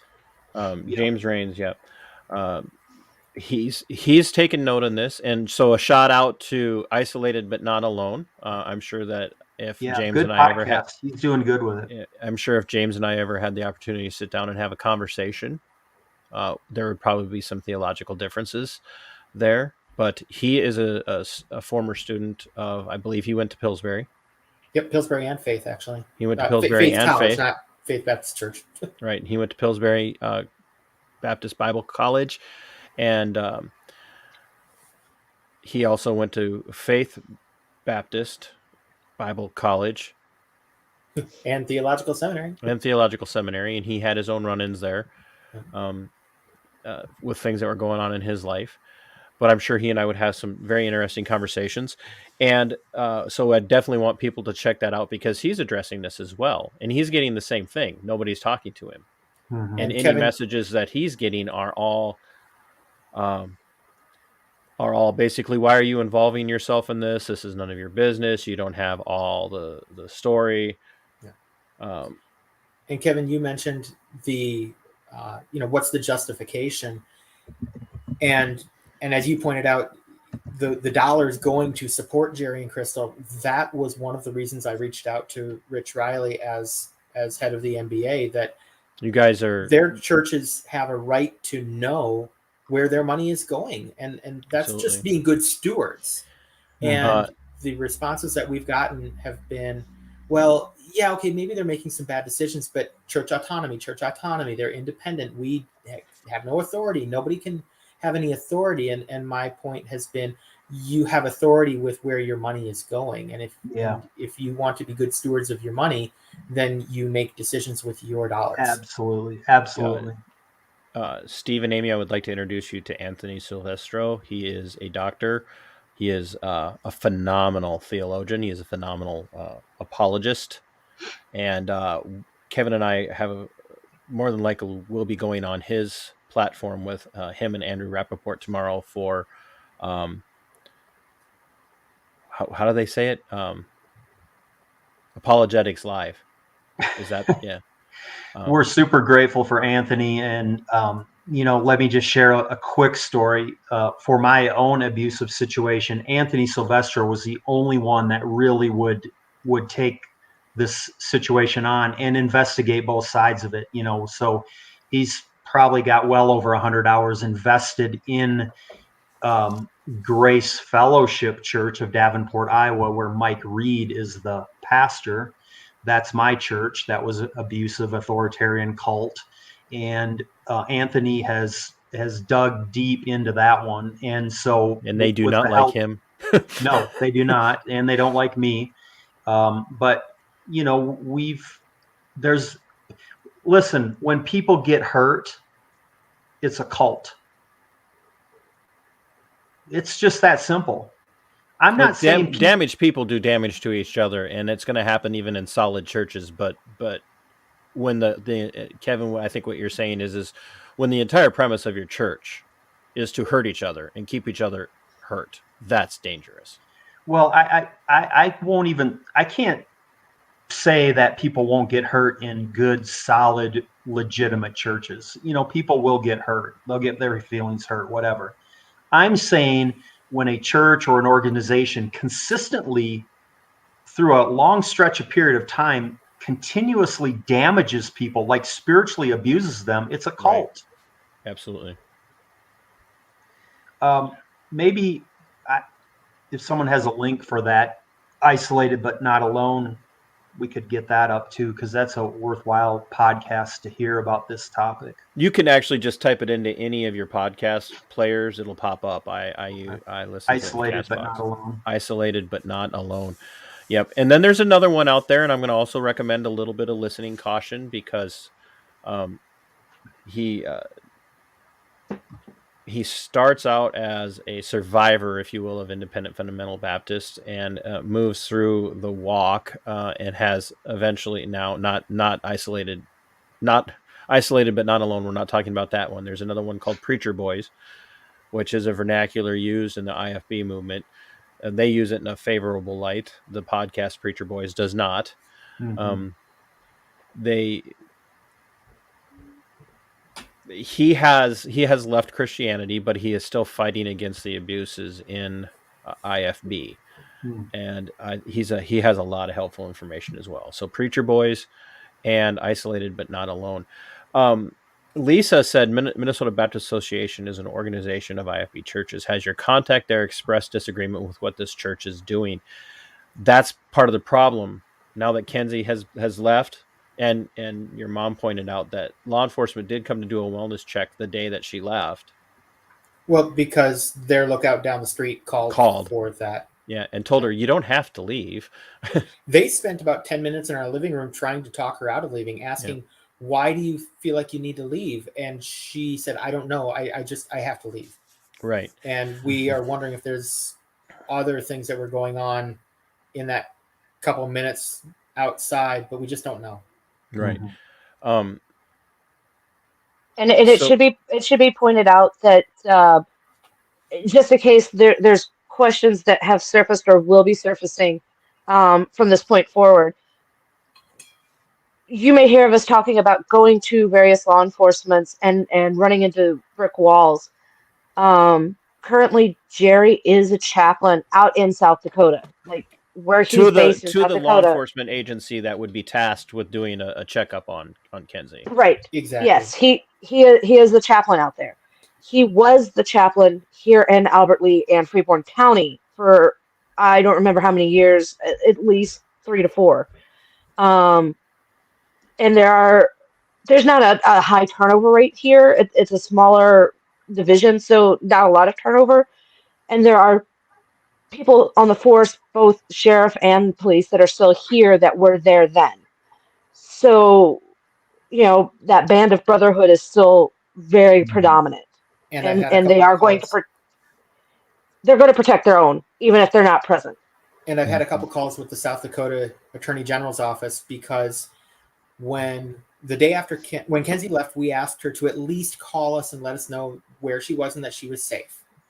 And it got to be the next day, and we had heard nothing. So we contacted law enforcement in the county where Jerry and Crystal are, explained to them the situation, and of course they knew exactly who he was.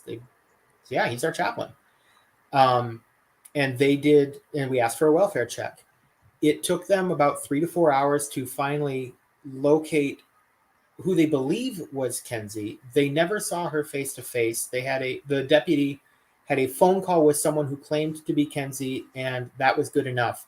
And I've spoken with the Attorney General's office in South Dakota, and according to them, South Dakota law allows the local law enforcement agency to deem what a welfare check looks like. So if they are satisfied with a phone call, then that is acceptable. And if I was told by the Attorney General's office that if that's not good enough for us, then we should contact either the police chief or the sheriff in charge of the department that would be doing the welfare check and ask to meet with them personally in South Dakota to ask them to do something more than just a phone call.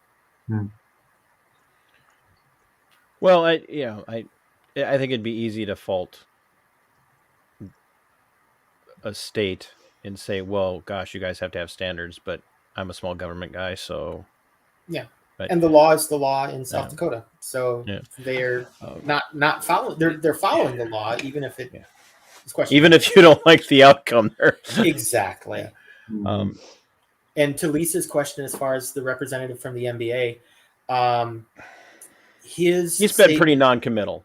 Yeah, his statement to me was, well, he probably made a bad decision coming into your house. It would look better if she had met him at a gas station down the street. But again, reiterated, there's no authority. So he can't do anything. He did not actually say that. So it would have been better for an 18-year-old girl to sneak out of the house and meet a strange guy at a gas station? Because it wouldn't look so bad as him coming into our... What's that guy's name?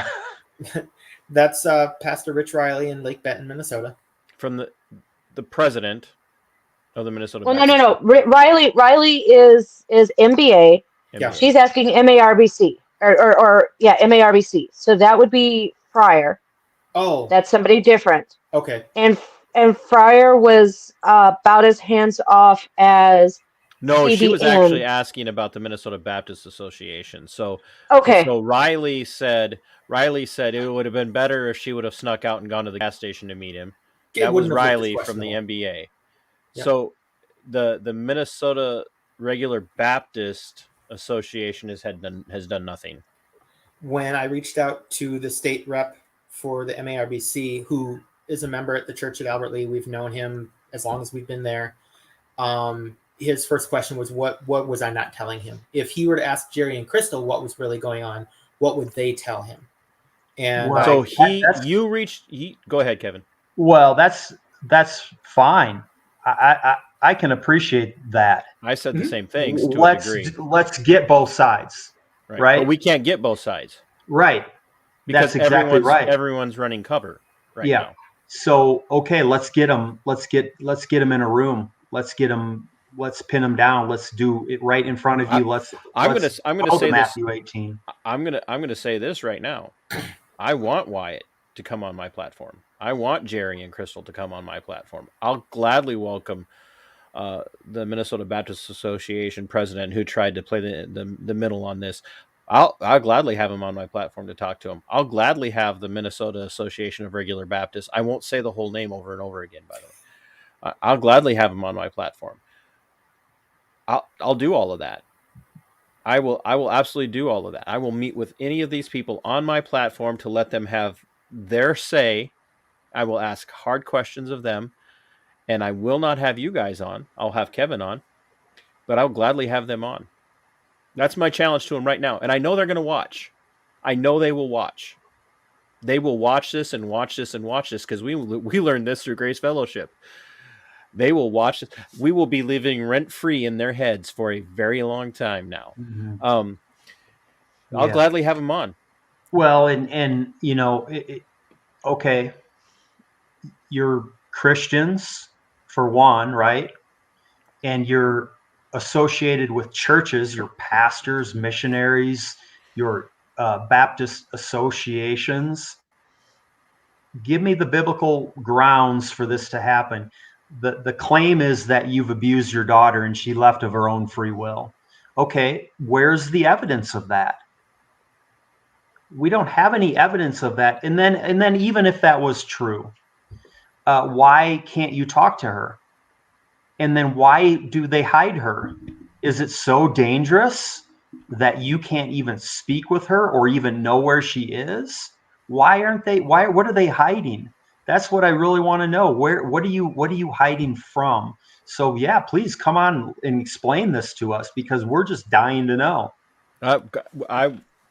My platform is open to you. You come on here, and if you could produce evidence that Steve or Amy have any way, shape, or form, and I mean tangible, objective proof that they have abused any of their children, I'll put it out there. Sorry, guys, I don't mean to throw you under the bus like that, but no, we've said the same thing. There are mandated reporters all over this situation, and not one of them have reported. You have an older child that has never reported this, and you've got younger children than Kenzie, right? She's the second? Correct. Second of 4. Okay, and they've never reported abuse or called Correct. the social health services, and Right. your older, is it daughter, son? Older daughter. Yeah, she's never said any of this stuff. There's never been any accusations. There's never been any other police reports until Wyatt got in her head and started convincing her to do this. Apparently, maybe. I mean, I'm not making accusations, but it sure sort of looks that way to me. Mm-hmm. So there's no credible evidence of this. This is the cover story.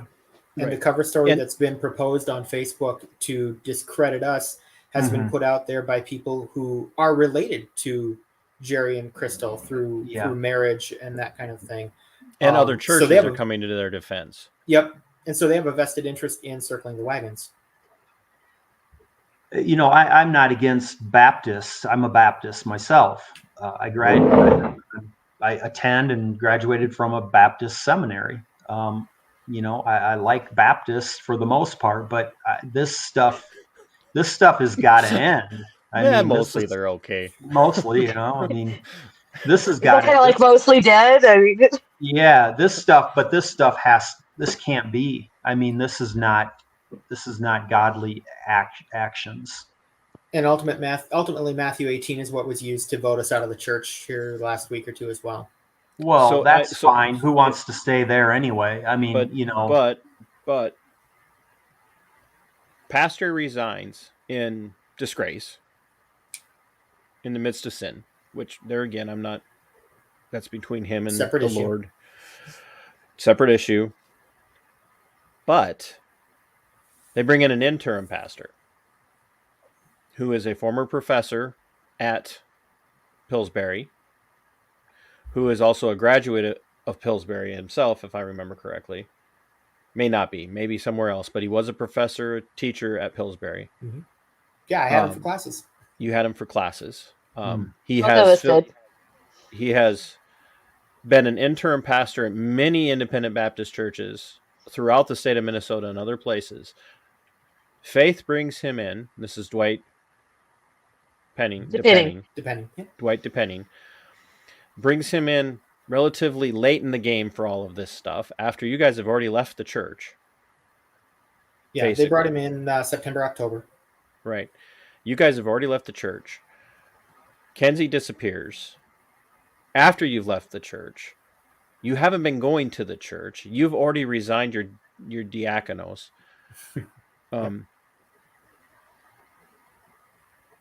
And the way IFB churches work, the pastor is a sole authority. They try to pretend that the deacons kind of serve as elders. But the pastor is a sole authority in that church. The deacons never question what the pastor says. Ever. And even if they do, they get told why they shouldn't be questioning that. And then they do whatever the pastor says. You guys made it clear you're not coming back. So they vote you out of the church through excommunication. They put you out on church discipline for your sin of being contentious and causing division and not being willing to reconcile with other Christians. Sound familiar, Kevin? That's the playbook. The same thing happened to you and dozens of other people at Grace. With all the abuse and everything that we had experienced, we were not willing to to Yeah. handle it face to face. We wanted it in writing, so there was documentation and evidence. Right. And we were told that Matthew 18 clearly states that it is a face to face meeting. There is no room for any other interpretation. And so, since we were unwilling to reconcile according to Matthew 18, we were removed from the church. Now, our kids are still members, but Amy and I were removed. Or at least as far as we know, the kids are still members. We were only told that Amy and I were being removed. Mm-hmm. So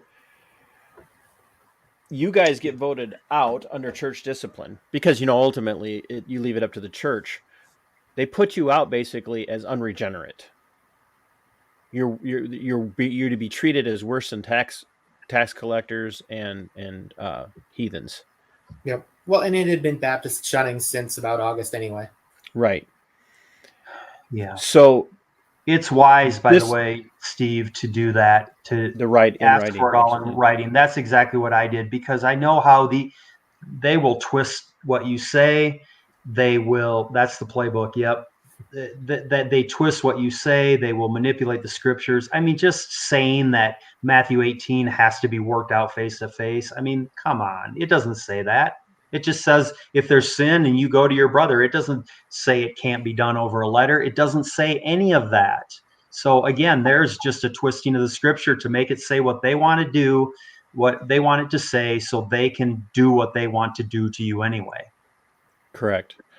And so this pastor who has no real relationship with you, has no real connection with you, doesn't know anything ultimately about what's been going on, lines up and says, nope, they're out of here. When he came, before Riley came as pastor, the church in Albert Lea had been without a pastor for roughly 6 or 7 months, and Dwight was the interim at that time. And then when Riley left in 2021, Dwight came down as the interim again.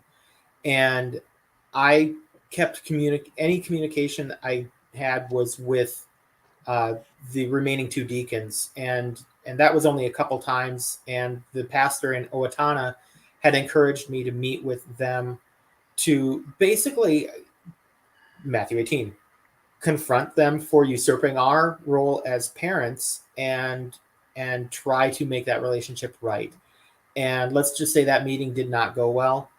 And because they turned it back on you. They turned it. They it was more accusations. Yep. And this is what you have to understand: when you meet in that situation, it's you versus the pastor and his underlings. And they are you there versus God. Yeah, and it should be pointed out. Sorry. No, they're and the deacons that are there are only there to serve, to back up everything the pastor says. Yeah, and there was no pastor at that point. Dwight was there as interim, but because he hadn't been privy to all of the other stuff that had been going on since 2020, it just didn't seem necessary to involve him. He was basically there as pulpit supply at that point. Right. When Kenzie... So it was basically just the deacons who all got together who had already determined you were guilty.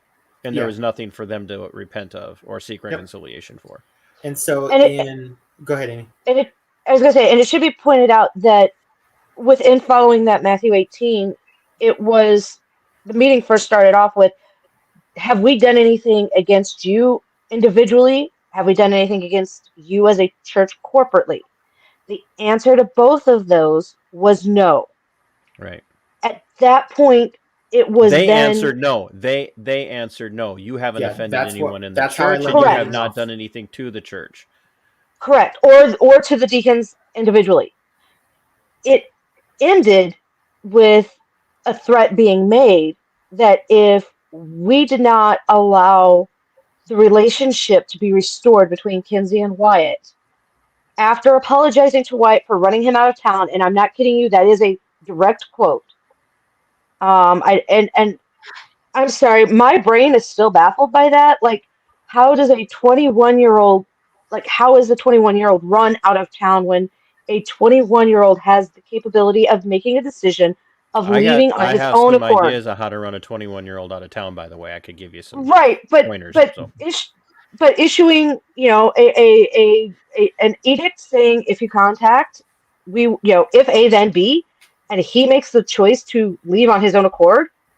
How that gets twisted into running out of town, I still cannot wrap my head around that Well, one. But you were doing more to protect him than the church was, because right, if he would have engaged in some sort of sexual contact with that minor girl, yeah, not in Minnesota, he would have gotten like in the it would have been bad. Freeborn County courts, he probably would have gotten a cash reward and a crown. So, Right. Sorry. But anyway, the end result was, the meeting was ended with, you need to apologize to Wyatt, and then you need to reinstate the relationship between Wyatt and Kenzie, and if you do not, you're going to wake up on her 18th birthday and find her missing and not know where she went and not know where she was at for 5-10 years, at which point in time you then might find out about grandkids you didn't know you had. And then the church was in on this. This is what people yes, don't. People need yes, people who are out there defending faith, people who are out there defending the Continental Baptist missions or whatever, and people who are defending Jerry and Crystal and defending Wyatt and all of the Millers and defending Dwight Depending, saying that he didn't know. Like, if he didn't know, it's because he didn't involve himself and ask the deacons what was going on. All of these people defending all of this and saying that you guys brought this all on yourselves. Listen to this. The deacons of Faith Baptist Church in Albert Lee predicted this. And it didn't predict it without knowledge. They knew this was coming. I don't care what they say.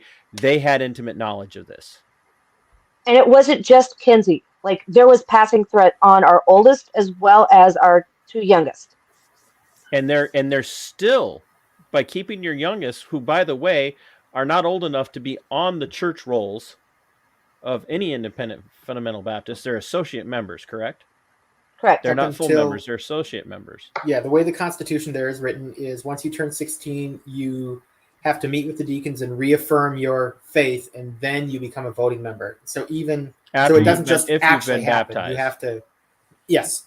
So it doesn't just automatically happen. Mm-hmm. You have to reaffirm that faith. Right. And so they're gunning for your oldest now, and she's expressed concern where she's at with heat coming down on her because of you guys. Mm-hmm. See how sick this is? If I look like I'm getting angry, I am. And they're saying, your boys aren't safe either. Like, we don't know how they're not safe. We know that with comments about the abuse and the allegations of abuse that came after Steve's Facebook posts, they have numbers. Like, their sheer family size and the numbers that it took to get Kenzie out, and who we know is involved directly and indirectly. They have the numbers. It doesn't take much to get the county involved. Mm-hmm. And we have gone underground at least once at this point. Well, if you guys get contact from the county, by the way, from the sheriff's office, you let me know. We'll do if that. The sheriff's office makes contact on any of this, you let me know. I'll definitely be involved. You guys have concern. Yeah, I think it's a legit concern. But now if they come after you, it's going to look exactly like what it is. And Kevin, you've seen this too, the retaliation, the smearing. Yeah, they don't like it at all. And I mean, this is, the flying monkeys. Yeah, right. And then there's also the sort of well-intentioned people that, like we talked about when the show started, they're like, haven't you said enough about this now? And, let's just, put something else on your Facebook wall, but, no, I'm not going to let off. I have to expose it. I have to be hard-nosed because frankly, you don't have your daughter, and 18 or not, they ripped her out of your home. And the pictures that we're seeing being released, she does not look healthy. Yeah. So keep exposing them, and no matter what pushback comes, no matter what threats come, it's just like they they don't want this exposed. They want it hidden, and so the best thing you can do is expose it. And with that exposure, Murder Knits, by the way, she might be a really good resource here, because once she gets her teeth into something, she doesn't drop it. And if you guys think you're dogged, trust me, I happen to know this lady. She's taking interest. Like, she's fired up right now, I can tell you that. But the kids are not in that church anymore, by the way. In fact, you guys are not attending anywhere right now. Correct. We don't know. That's a decision that we'll make someday. We will be sending you some good links to some good sermons you can listen to from some like sound teachers, like like Bodie Backham and R.C. Sproul, John MacArthur. And but I was gonna say what Steve didn't mention as far as when Kinsey left and Crystal was in the house, Kinsey didn't have her bag packed. There was no bag packed. We asked her the night before if she had any intention of running. She said no. We asked her the night before if we needed to be concerned of anybody coming and grabbing her, because that had been part of the plan way back in August, September, October. She said she didn't believe anything like that. So we had those words that there wasn't anything planned as of the night before. What I saw when I walked in the room was her distractedly going to the closet, trying to find her bag, her hands shaking so bad that she couldn't even shake the bag out to pack. She couldn't concentrate. She grabbed a hairdryer instead of a hair straightener that was next to it. Mm-hmm. These are things that are showing that the brain was not engaged in intentionally and purposely packing a bag to run or pre-planned to run. When she was asked when this was planned, she was distracted doing other things. So the answer was a true answer, and it was August or September. That's in that wheelhouse of when she was doing that retaliation. So we have this plan that was made August, September. At any point, this could have been stopped, and it was not.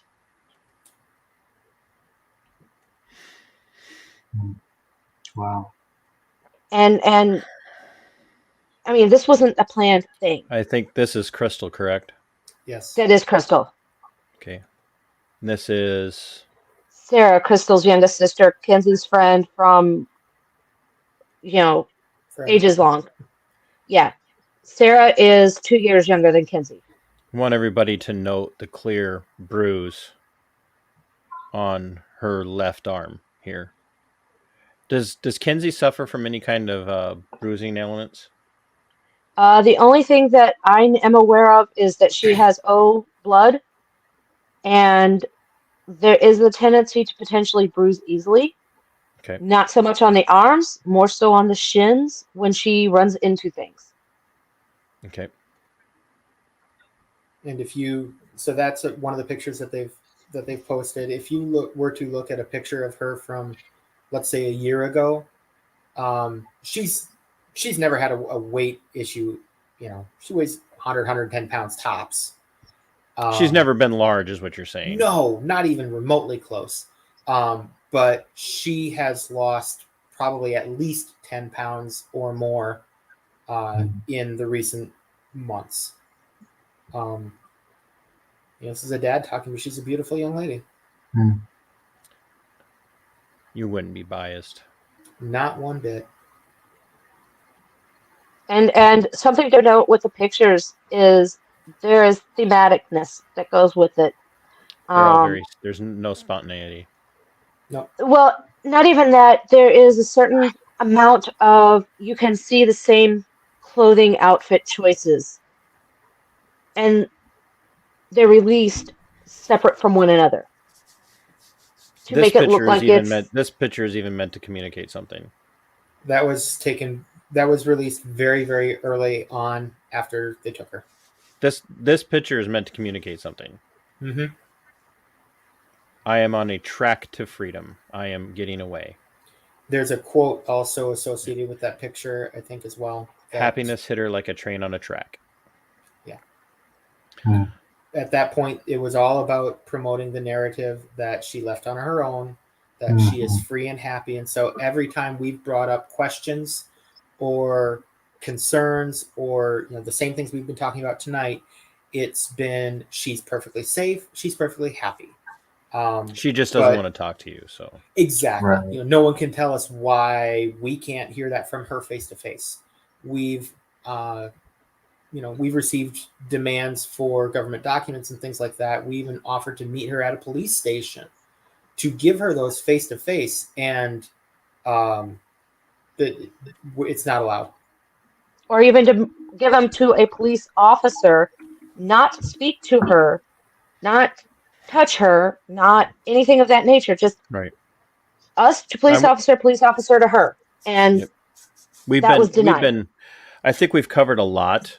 I think we're going to be able to do more going forward. I'm hoping that maybe we can finagle getting you guys on tomorrow with Kevin at least and Anthony. Anthony, if you're still watching, let's try and coordinate that. Let's get this platform going for them as well. Kevin, if you could run interference on that. We know they're going to watch. We know they're going to watch. And we know that they're not going to like what they're hearing. They're not going to like the fact that nobody called them. And I don't really feel like we owe them that because a lot of people have reached out to them. And Anthony asked if the police will not get involved. This is insane. The problem is, Anthony, she's 18 and the police are going to say she's gone on her own. You can't do anything about it. And we can question. Kevin, you and I talked about this early on. She was groomed. She's probably at some point in this suffering Stockholm syndrome. She probably feels like this is all perfectly normal and that she wants to be there. Yeah. And and that's Anthony says very to real. call him in the morning. Okay. So she feels like this is normal. She really this to her, this is right. This is right. I've wanted this for a long time. These are all my own thoughts. This is what Patty Hearst went through when she was kidnapped. This is what the people in Stockholm, which is why they call it Stockholm syndrome, went through when that I think the bank was held hostage for how many ever days. We saw it a little bit with the Iranian hostages. It's exactly right. It's why cult survivors, when they wake up and they come out of it, you can't convince them in the time that they're caught up in it that it's wrong. They're convinced their leaders are right and it's good.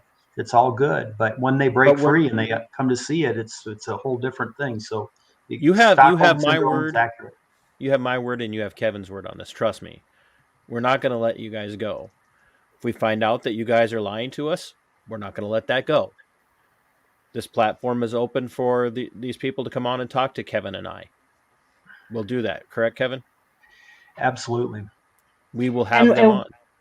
And one of the things that they said was that there was more to the story. And right. So let them come on and tell it. Let's hear it. We want to hear their side of it. Yeah, because we have no reputation left. So the only thing I have is to be just totally honest. Yeah. So I get Kevin and I will gladly talk to them. Kevin, I know you want to get going, but I want you to hear this last question because it's been suggested that we ask it. If you had something that you could say right now to Kenzie, nobody else, what would you guys say to Kenzie right now?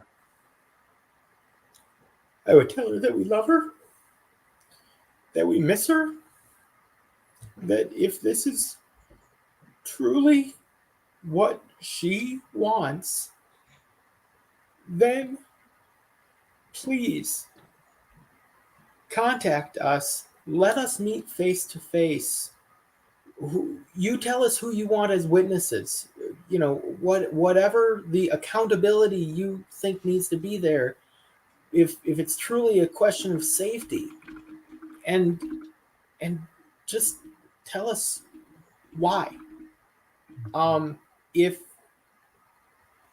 this is not what you wanted, or it has become different than what you thought it was going to be, please know that there's nothing that you could tell us that has happened now or ever that would not make us love you and want you home, and that we will not stop fighting to get you safe.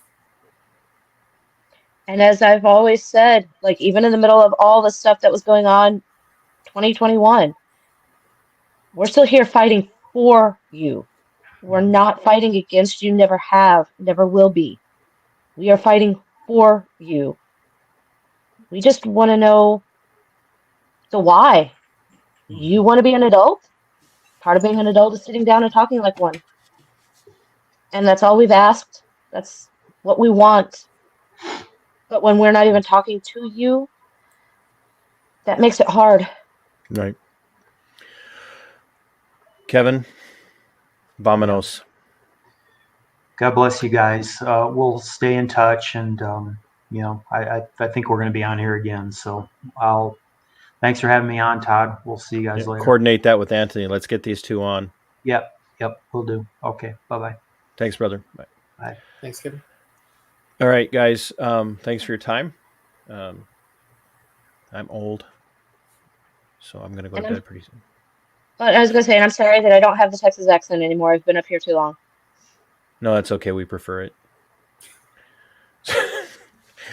You guys go and spend some time together and be looking for some communication from Anthony. He's and my friend Murder Knits. They're much the same. When they get their teeth, when Anthony gets his teeth into something, he's not going to let it go, and I guarantee you. And that's Anthony just said, I will want to talk to this couple tomorrow as well. So we're available. Yep. He and if Knit wants to hook up with me, that's fine. TC, you've got the way to get a hold of me. Just pass that on to her. I'll let her know how to reach out to you if she wants more information. But I guarantee you, she will not drop this if she really sinks her teeth into it. I had some lady show up. I know she said what's going on, and then she sends a God bless. She must have kind of come into the stream late, but I would encourage you, anyone who came in late, to go back to the beginning and watch through, share this out, listen closely to the names of the actors, listen closely to the names of the individuals, the congregations and whatnot. And then let's do, within reason, I'm not talking about doxing anyone. I hate doxing. That's it was done to me by people in positions of power, which is why I hate bullies and tyrants wherever they're found. I'm not talking about doxing, but churches, although they're not public entities, they have a public face. And Christians have an obligation. I shared out earlier that judgment begins with the household of God. And when you're being deceptive and when you're doing things that are wicked and they're evil, God's going to judge you. God's going to judge the church for things like that when they allow those things to happen. And it's the responsibility of the church as a whole, the universal church, when these wicked things are happening, to get involved to end those wicked things. And if we can end those wicked things by putting pressure on these people to either come clean or to get out of ministry, whatever. But let's put an end to this. So I want you guys to go get some sleep. I guarantee you that Anthony will be taking interest in this. I know him. Thank you. Thank you for everything you've done, TC. No, I really haven't done much. You're giving us a voice, and you are helping us to find people who are willing to advocate with and for us. We've had some come alongside as allies, and that's needed, but we need help advocating as well for Kenzie. We're not going to forget you guys. So you keep me abreast of any developments, and go get some rest. Get out of here. I'm going to close this up. All right. You guys. Thanks a lot. You can like go out into the room and watch, but get off my screen. We're gone. I don't know how to do that. That was, I imagine just like that. You guys can watch in the waiting room while I close if you want. That's fine. We'll be in the green room. I'm I good think there with- were some pretzels.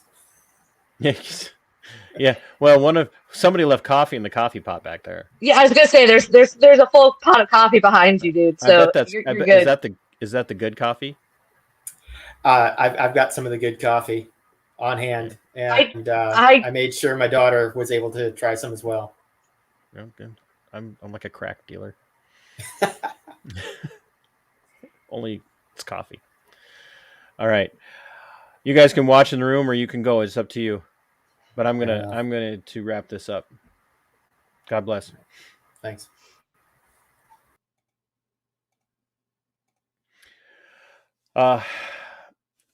This is a long, complicated story. It involves a lot of abusive behavior. Spiritual abuse is a real thing. Once again, I cannot emphasize enough. Reach out to the Faith Baptists in Albert Lee. Ask them for accountability. Reach out to the church in South Dakota. I will try and post a link in the description yet. I forgot its name. It's imperative that we start to push this out there so that these people are uncomfortable. Because right now, no, they're not in the spotlight.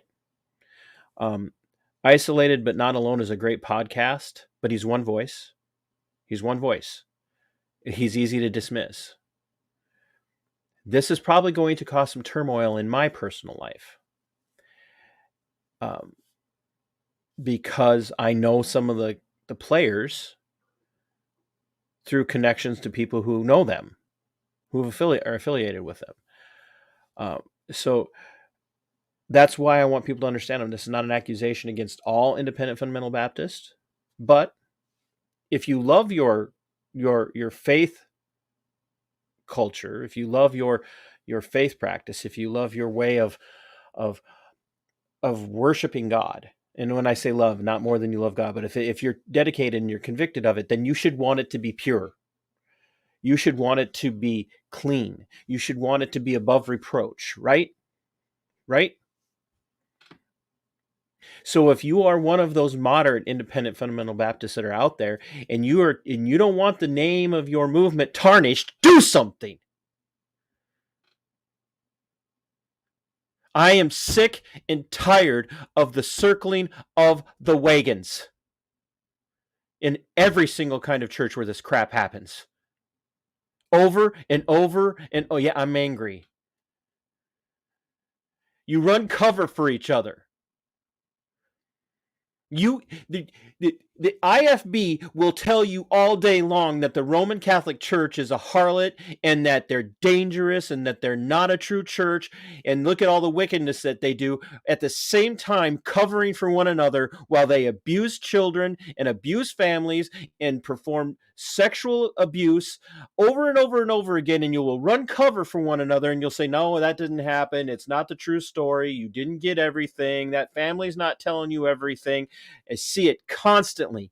Even in the moderates, they protect and protect and protect and protect and protect. Because that couldn't be us. We're godly. We're the right church. So if this makes you mad, if you know Dwight Debunking and you're like, well, he didn't have any response. He did have a responsibility. He did. I don't care if he came in as an interim and then they made him the full-time pastor. He had a responsibility to correct that congregation, to get those deacons under control. But instead, they threaten this family. And I will be doing everything I can to reach out to Tom Askell to get faith removed from his recommendation for churches. Because I know people that run in that circle with Tom Askell. Anthony knows people that runs in those circles. Kevin knows people that runs in those circles. You should be ashamed of yourselves. I haven't been angry like this on a stream for a long time, but this has been festering.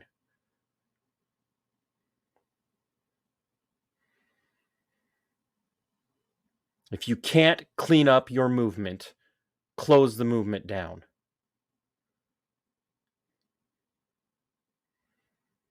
End of story. I hate bullies. And I don't care where they're from.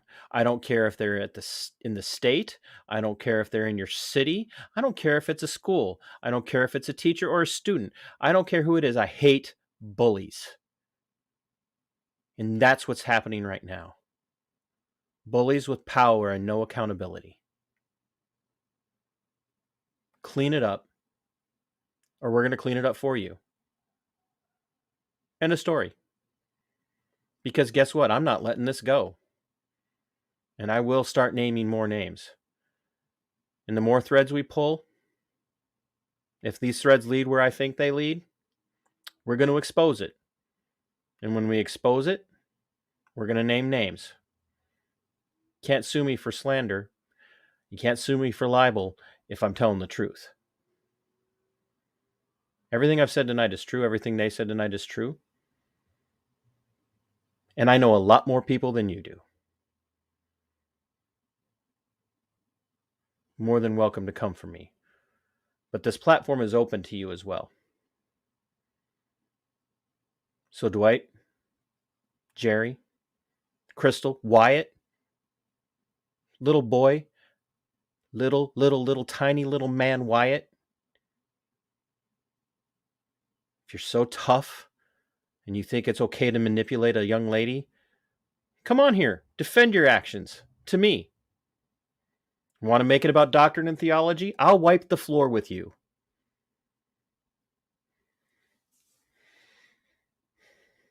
You want to make it about ethics and philosophy? I'll wipe the floor with you. You want to come on here and tell the truth and answer hard questions? I will treat you with grace.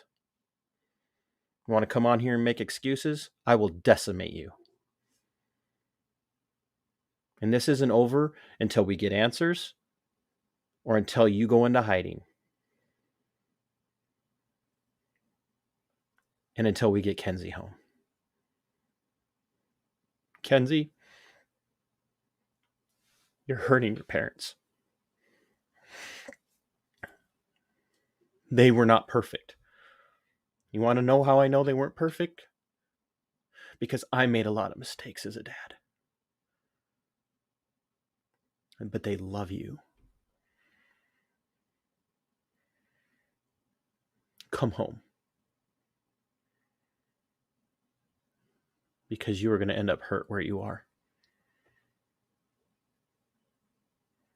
So I'm begging you, young lady. You reach out to me, I will find someone to come get you. Safely and civilly, we will come for you. Come home.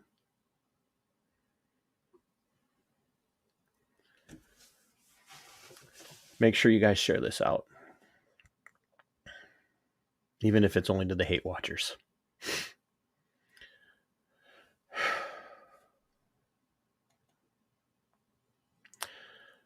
I'm not going to do my normal close. Soli Deo Gloria.